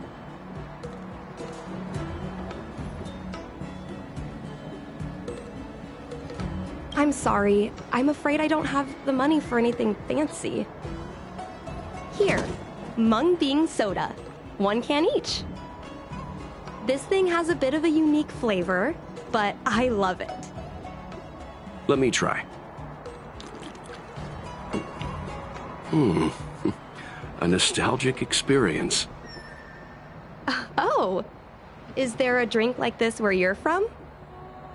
No, this reminds me of when I first boarded the Express and forced myself to drink Himiko's coffee, and how my taste buds never fully recovered. How is it? Bearable?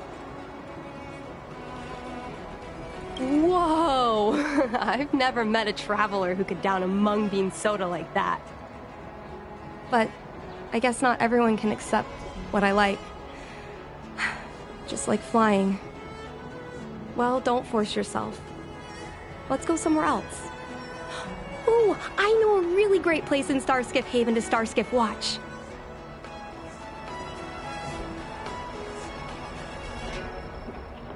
An ancient game to make your brain feel brand new. Celestial Jade.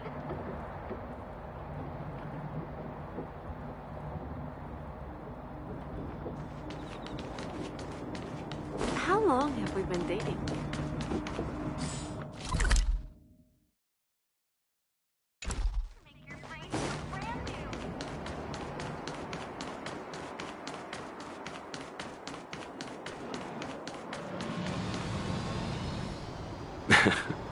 You know, there are a lot of mung bean soda moments in life. If you don't try, you won't know.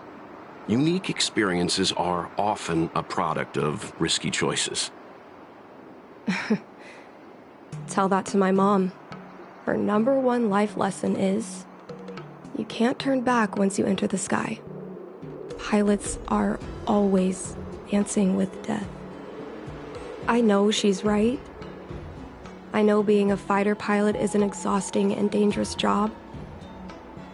But I still want to fly among the stars. To fight for the Xianzhou Alliance across the vast galaxy. Why are you so dedicated to that idea, Miss Jingni? Have you heard of the Foxian birth fate tradition? Soon after a child is born, we surround them with items that represent future destinies. If the child reaches for a jade abacus, then they'll grow up to be a diviner. If they reach for a sword, then they'll grow up to be a famous warrior. And if they reach for a toy starskiff,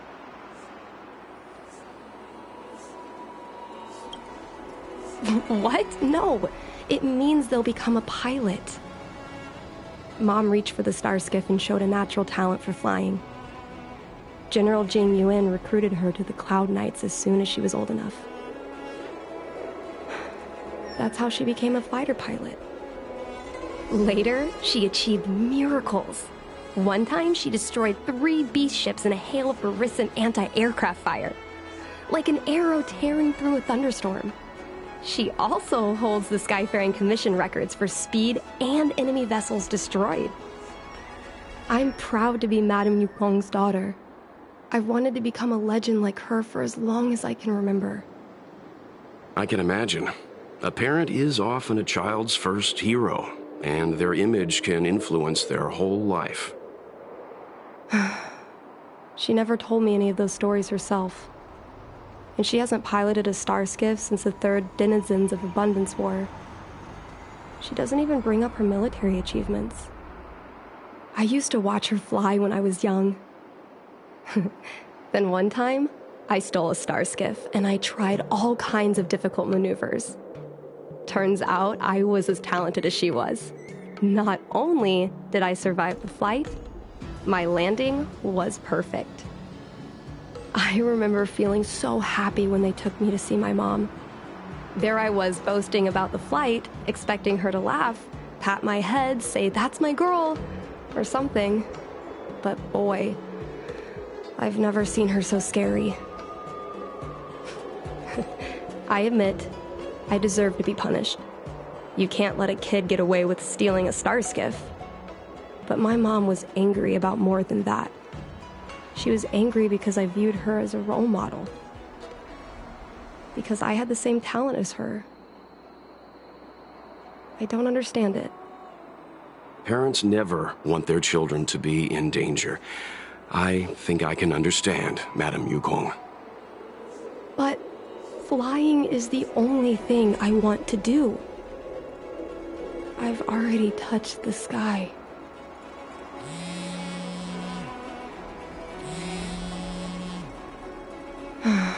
It's Mom's secretary, Miss Sequay. She just sent me a message. Mom lost one of her trinkets in Stargazer Navalia when she came to save me. Miss Sequay suggested I find the trinket and return it to Mom. Said it might help me get back in her good books. In Stargazer Navalia? Let's go with you and have a look. Is it really okay to bother you two again? Indeed. You're two kind benefactors. I'll treat you to something better than mung bean soda next time.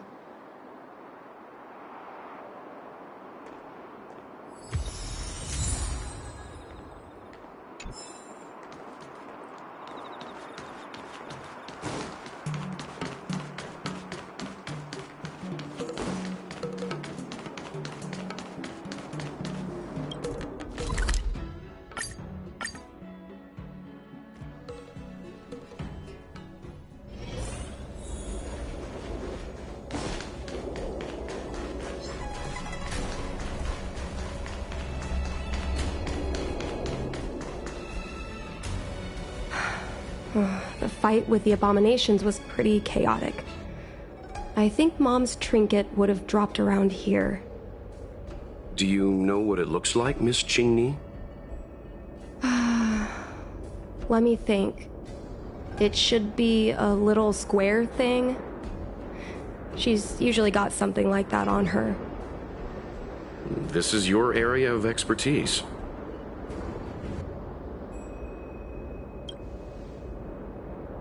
You're a great fighter, but your perception is even more impressive. No matter how well a treasure chest is hidden, you're always able to spot it. So, when it comes to finding a needle in a haystack, is there really anyone more capable than yourself?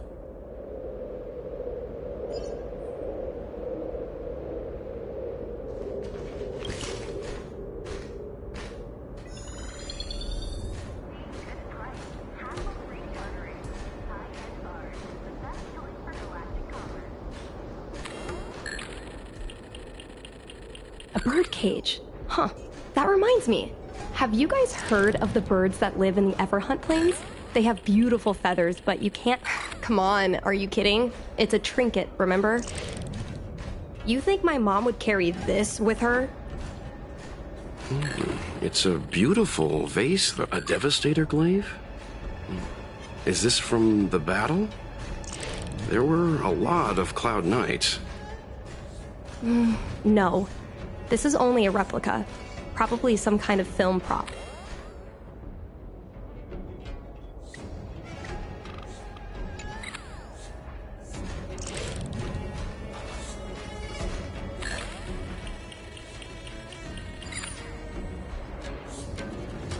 Mom always carries this trinket around with her, but I never realized there was something inside. Is this the Hunt Crest?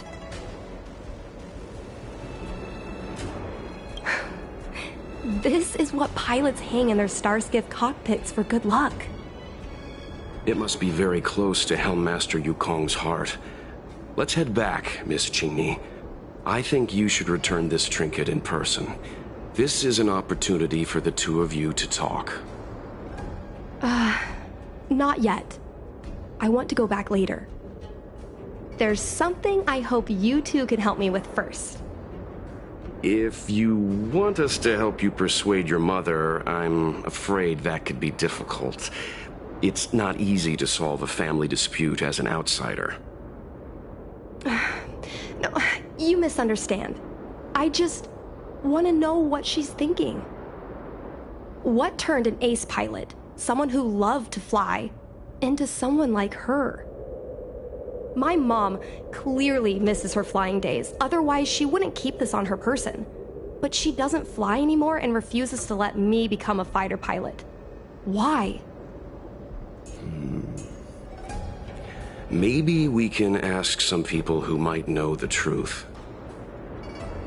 Well, the General's been busy at the seat of Divine Foresight recently. We might not get to see him right away. Still, it's worth a try. He was the one who promoted Helmmaster Yukong. He probably knows more about her past than anyone. General Jing Yuan? Are you sure it's okay to go straight to him? Oh, right. You're the General's guests. Even so, this is asking a lot of you. No problem. If we can get to the bottom of why Helmmaster Yukong no longer flies, we might be able to find out why she doesn't want you to be a fighter pilot. We can't help you too directly, but an indirect conversation like this might give us a clue on how to convince your mother. Yes, leave it to us. In that case, thank you so much, benefactors. I'll head back to Starskiff Haven. I'm not ready to return to the Skyfaring Commission yet.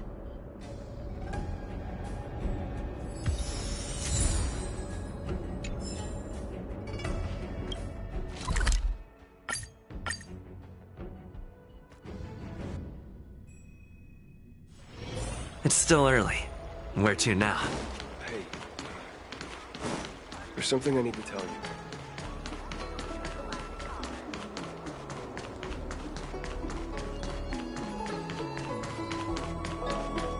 Would you like me to relay your message?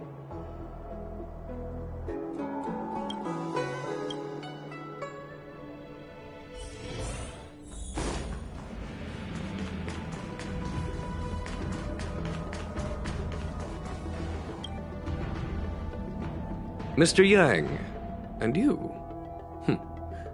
What brings you to the seat of Divine Foresight this time? It's nothing urgent. We were hoping to understand Helmmaster Yukong a little better. Yukong? I heard an office worker from the Skyfaring Commission flew a star skiff to assist in the present crisis, but ran into trouble herself. She was only saved thanks to a couple of travelers. On behalf of the Law Fu, you have my thanks once again. The seat of Divine Foresight heard that Yukong's seldom seen but often feared temper was on display. I believe the two of you were caught between mother and daughter. We heard that Helmmaster Yukong was an outstanding pilot, but that she refuses to let her daughter embark on the same career. Yukong herself is best placed to answer such questions. But naturally, you are here because you fear that Helmmaster Yukong would decline to answer. If you wish to dispel Miss Qingni's curiosity, perhaps we can take a small step back from the topic at hand. What do you wish to know about Yukong the pilot?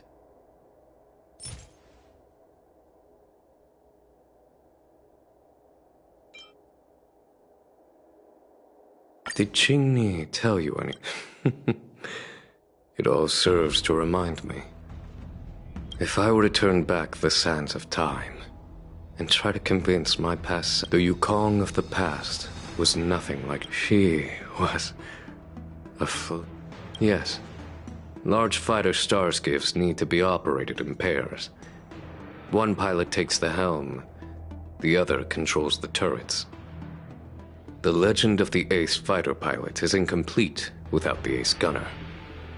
Yukong's partner was Sai. Both at the controls and behind the turret.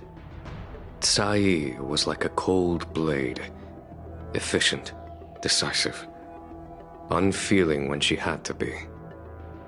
It's hard to imagine such contrasting personalities working in perfect harmony. As I mentioned, the campaign inflicted heavy losses on the Xianzhou Air Force.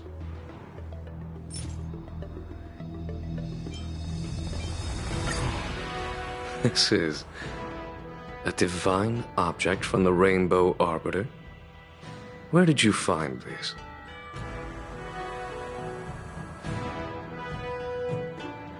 This object has been stored inside Helmmaster Yukong's personal trinket all along. Miss Qingni lent it to us. She thought it might be a way to find out more about Yukong's past and why she no longer flies. This object is no ordinary trinket. It has borne witness to blood and tears. I'm sure you're both familiar with the Xianzhou's long galactic hunt. But have you heard of the Denizens of Abundance Wars?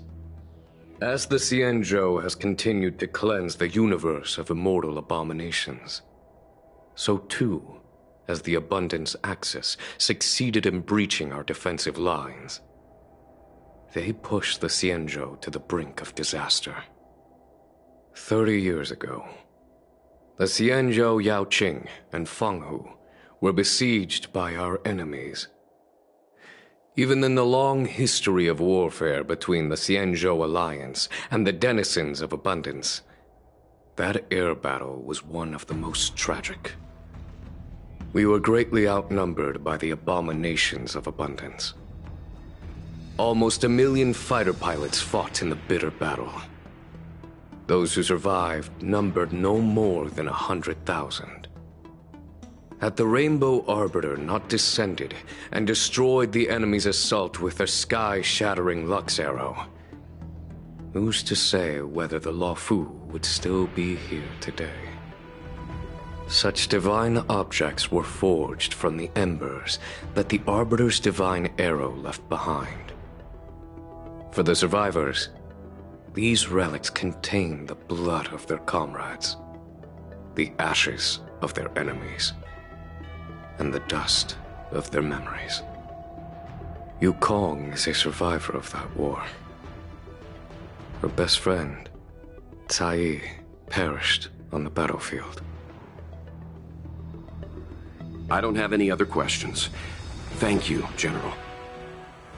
I do not wish to speculate on the reason behind Helmmaster Yukong's reluctance to fly, nor do I want to open up old wounds.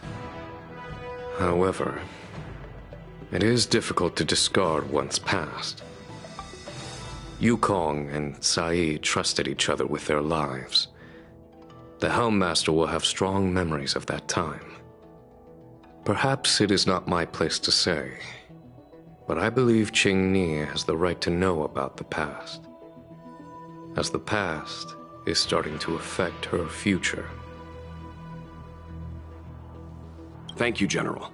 We apologize for taking up your time with such triviality. Mr. Yang, you jest. How can harmony between parent and child constitute a triviality?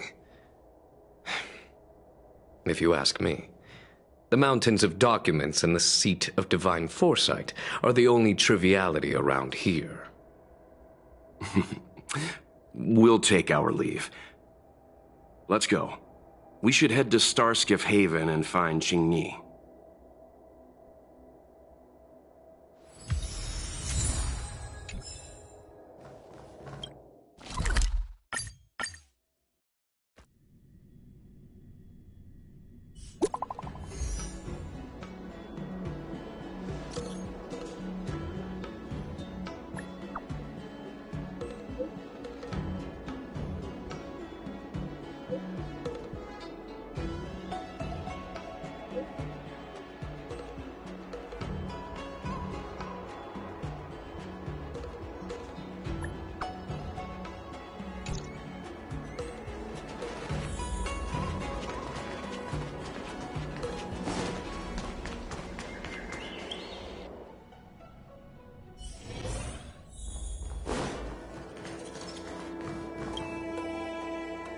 Oh, you're here. My mom isn't in a great mood. She went for a walk. Probably because of me. You two are very similar. Well, we do both like to take a walk after a fight. The only difference is that I come to this side of Starskiff Haven and she heads to the other. That way, we don't bump into each other. Really? I think it's silly. Anyway, did you find anything out from General Jing Yuan?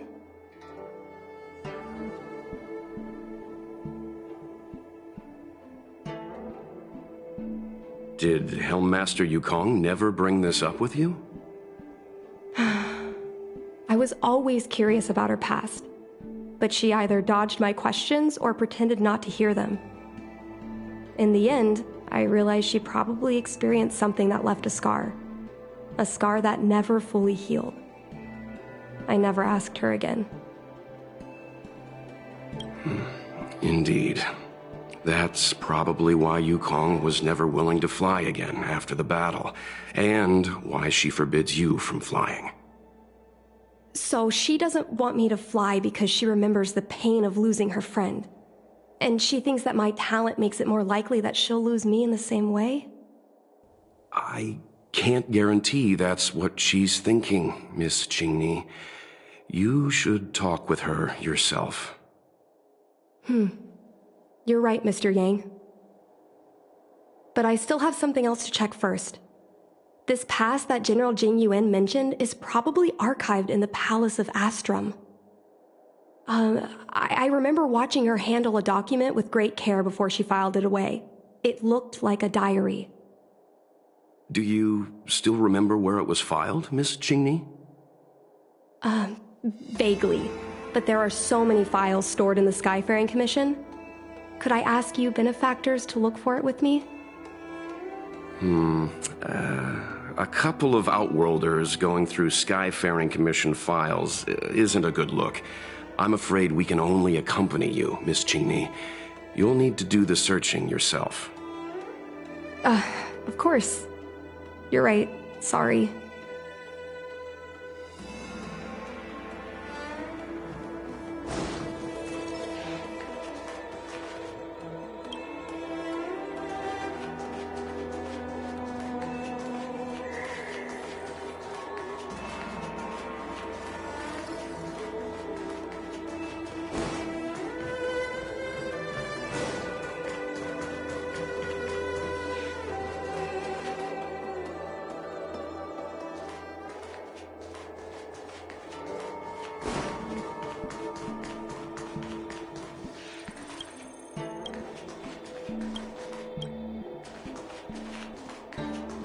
We can use this one. Okay.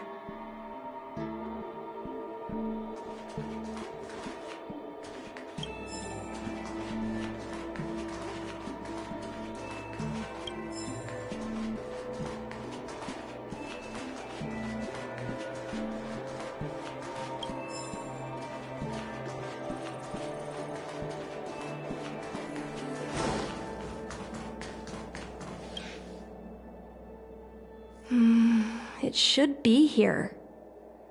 Let's see. Yes! This is Mom's diary!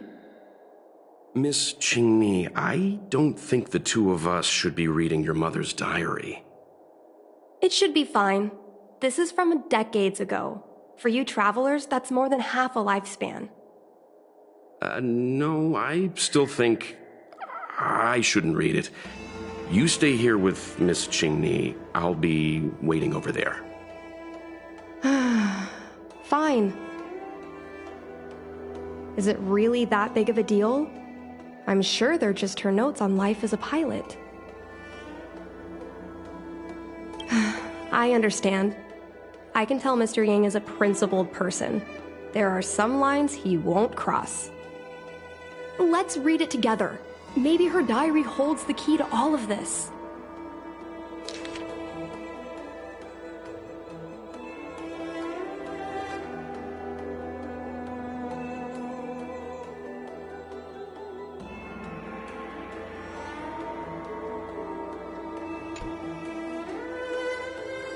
is the meaning of this? The Helm Master's daughter bringing Outworlders in to sneak around? What do you have in your hands? Let me see. Madame Yukong's diary? The nerve. How dare you read Madame Yukong's personal diary? And with her daughter, too. By the Arbiter, you two are in for a... Mr. Yang Ming, please, calm down. Let us explain.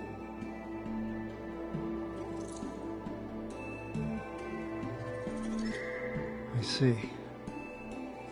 Qingni, I know Madame Yukong's position on you becoming a pilot is tough for you to accept, but she has her own concerns. I understand, Mr. Yang Ming.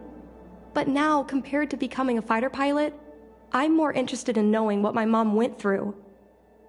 I want to know what happened, how she went from ace pilot to Helm Master. I've been here for a long time, Qingni. If there's something you wish to know, just ask. But don't go rummaging around. That's a bad habit.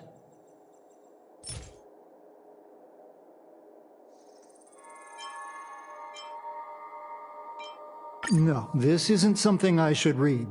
Don't show... Yes. This divine object, if I remember correctly, it's the one Madame Yukong always carries with her? I heard the war that forged this object was only won thanks to the Rainbow Arbiter's blessing. If Madame Yukong still carries objects from that pilot, then perhaps she still longs for the sky. If Mom still longs for the sky, then why does she no longer fly? Perhaps Tsai's passing was too much for her. You shouldn't be asking me about this. Ask your mother.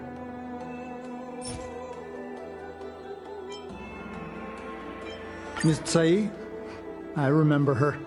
She was an ace gunner. Many people wanted to be her flight partner. Her husband, Mr. Guan Yuan, was a pilot. They manned the same skiff and were the envy of many. But when it came to pilots, your mother was the best match for her.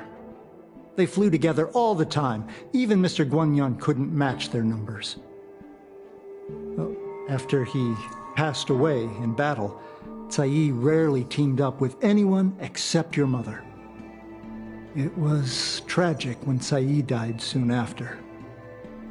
That's the life of a pilot. No one knows which flight will be their last. Tsai's death was a big blow to Madame Yukong.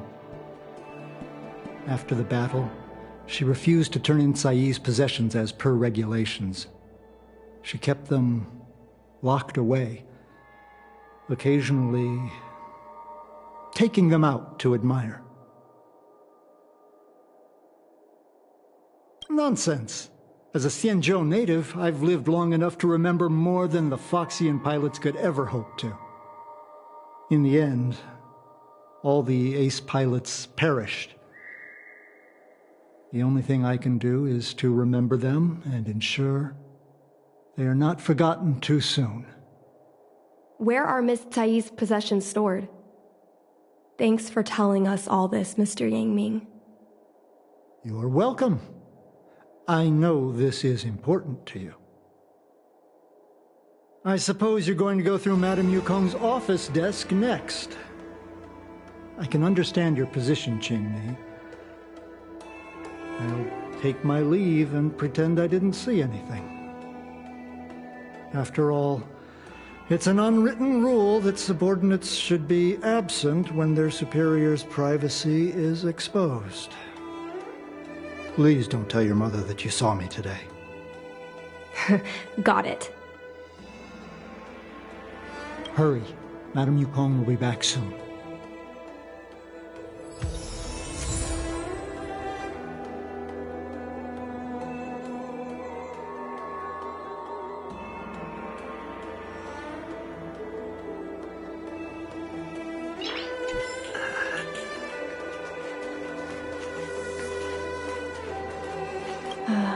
My mom keeps lots of stuff in her desk. Let's have a look. That's the selling point of this desk. Super simplistic design with super spacious hidden compartments. Lots of office staff use this desk. There are hidden compartments on the left, right, and under the desktop. Which one should we check first?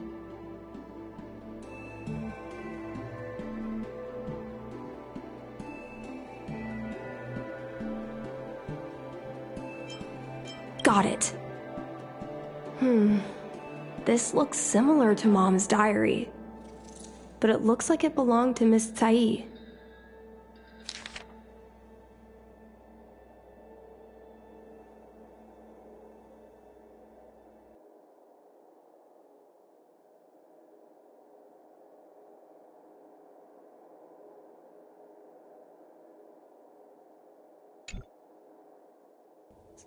So, I was adopted? And this Miss Tsai was my real mother? I suppose I've always had a feeling. But now I know the truth. I feel like I'm dreaming. Don't let that child touch the sky. Is this why Mom refuses to let me become a fighter pilot? When I was little, I asked my mom where my dad was. She said I was grown from the Star Skiff assembly line at Stargazer Navalia.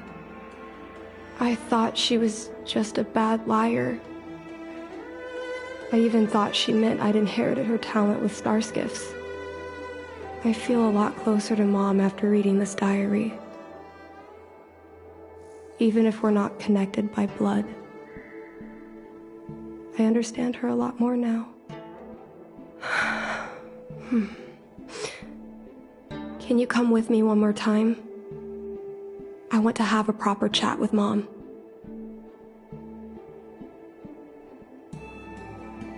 Yes. Thank you.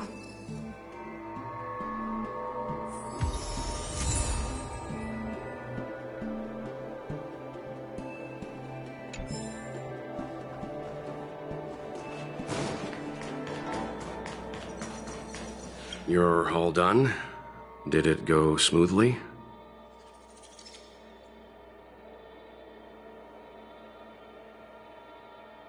I see. Let's find Helmmaster Yukong. We'll accompany you. We're here to help, but he and I really shouldn't interject when you're conversing with your mother. It's okay. I understand. Just having you stand next to me is already a great help, benefactors.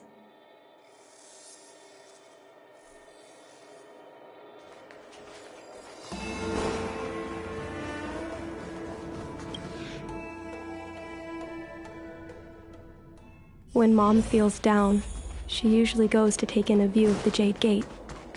She should still be there. Let's go find her. Mom? Qingni, why are Mr. Yang and they here too? Miss Qingni kindly agreed to show us around Star Skiff Haven. She mentioned she was trying to mend things between you, but he volunteered to come with her. Thank you. I must apologize for the trouble my daughter has brought you. Mom! All right, it's getting late. Let's talk once we're home. Actually, I want to talk to you about something right now. I want to become a fighter pilot, no matter what. We've talked about this many times. No means no. But... Seems like Miss Qingni is a little hesitant. Try giving her a little push. I thought Mr. Yang said we shouldn't interject. What should I say?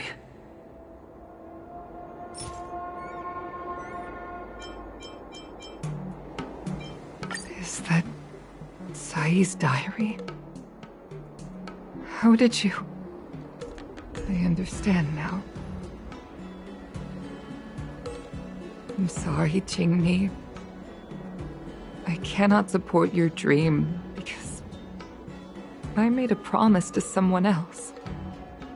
I don't expect to gain your forgiveness. I just hope you can understand my reason. Mom, what are you talking about? I'm your daughter. Our bond is bigger than forgiveness and reason. I'll listen to anything you have to say. Just like you, I once longed for the sky. I know what it feels like to fly through infinite space, to be surrounded by the vast expanse of nothingness, with unimaginable splendors looming in the distance, to float like a single leaf in the fathomless stellar sea. Some called it loneliness, but we called it freedom. Sai was like that too. We're friends since childhood. We flew star skiffs everywhere, causing trouble until the knights caught us and dragged us before General Jingyuan.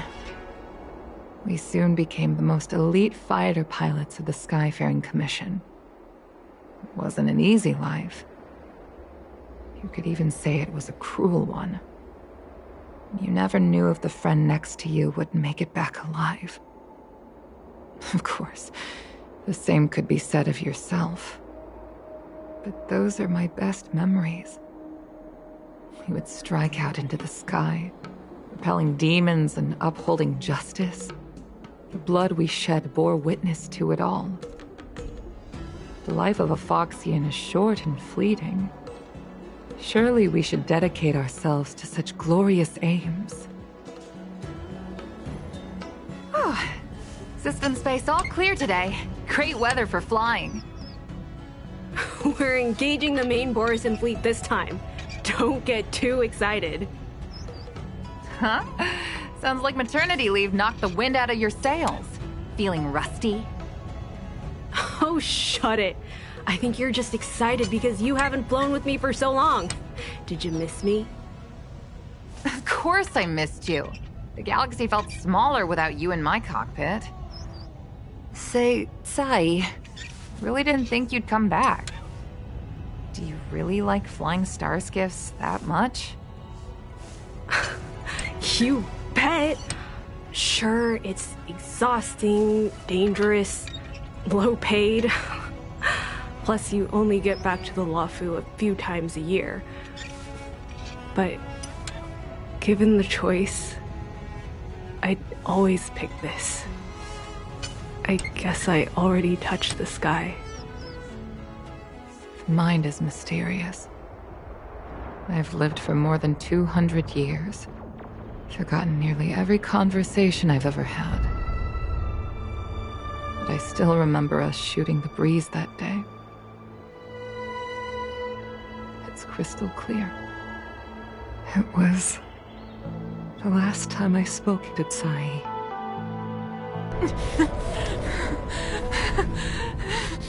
Sai?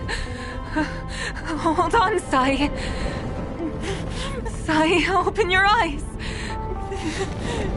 Sai? Thank you. You go. I've had a good life. But please, don't let Jinmi walk the same path. Don't let her become a fighter pilot.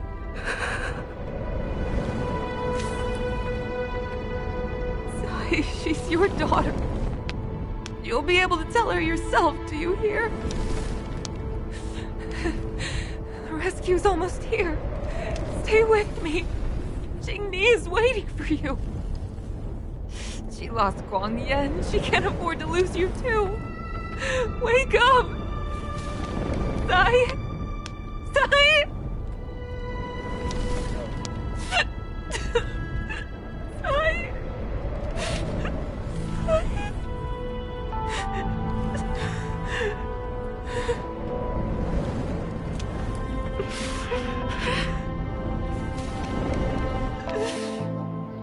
When I climbed out of the burning carcass of the star skiff, I looked up into a clear sky, pure and seemingly unadorned by the atmosphere that arced far above us. It was the most beautiful sky I had ever seen. But all I could feel was unbearable pain. I sunk to the ground and gazed up helplessly. In my dream, that was the day I died. Mom, this is the first time I've heard you talk about this. But I'm not a little girl anymore. The road of a fighter pilot is a cruel one. I know that now. But I won't hide from it. I'm not afraid to walk the same road as her. If my sacrifice can bring happiness to the citizens of the Xianzhou, then I'm ready for it. You are so very similar to Tsai. The more outstanding you became over the years, the more fearful I turned. I've known for a long time you were ready, but I was not. You know, the cruelty has never claimed victory. Me, Sai, your father Guang Yan. We were prepared for the worst when we enlisted. But do you know how we won that war? The war that took away Tsai and the lives of hundreds of thousands of fighters. The Rainbow Arbiter's divine arrow. Arbiter annihilated all abominations in a single strike.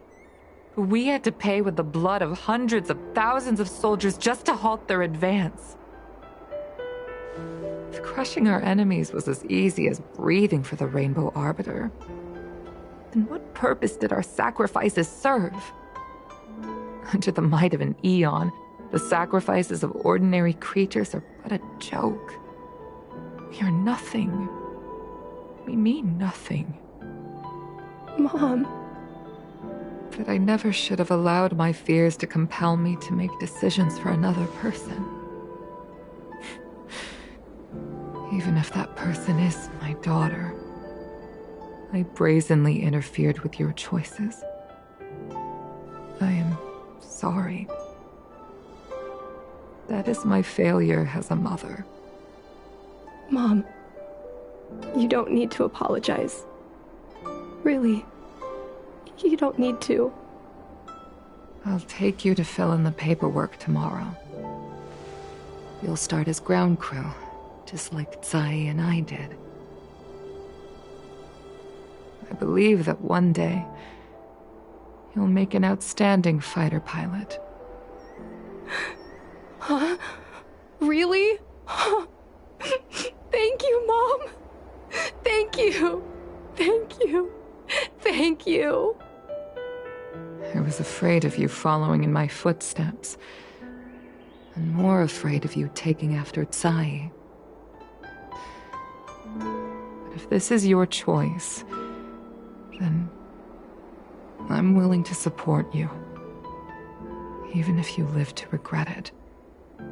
Mom, I have one last request. Tell me. I want to fly with you at least once.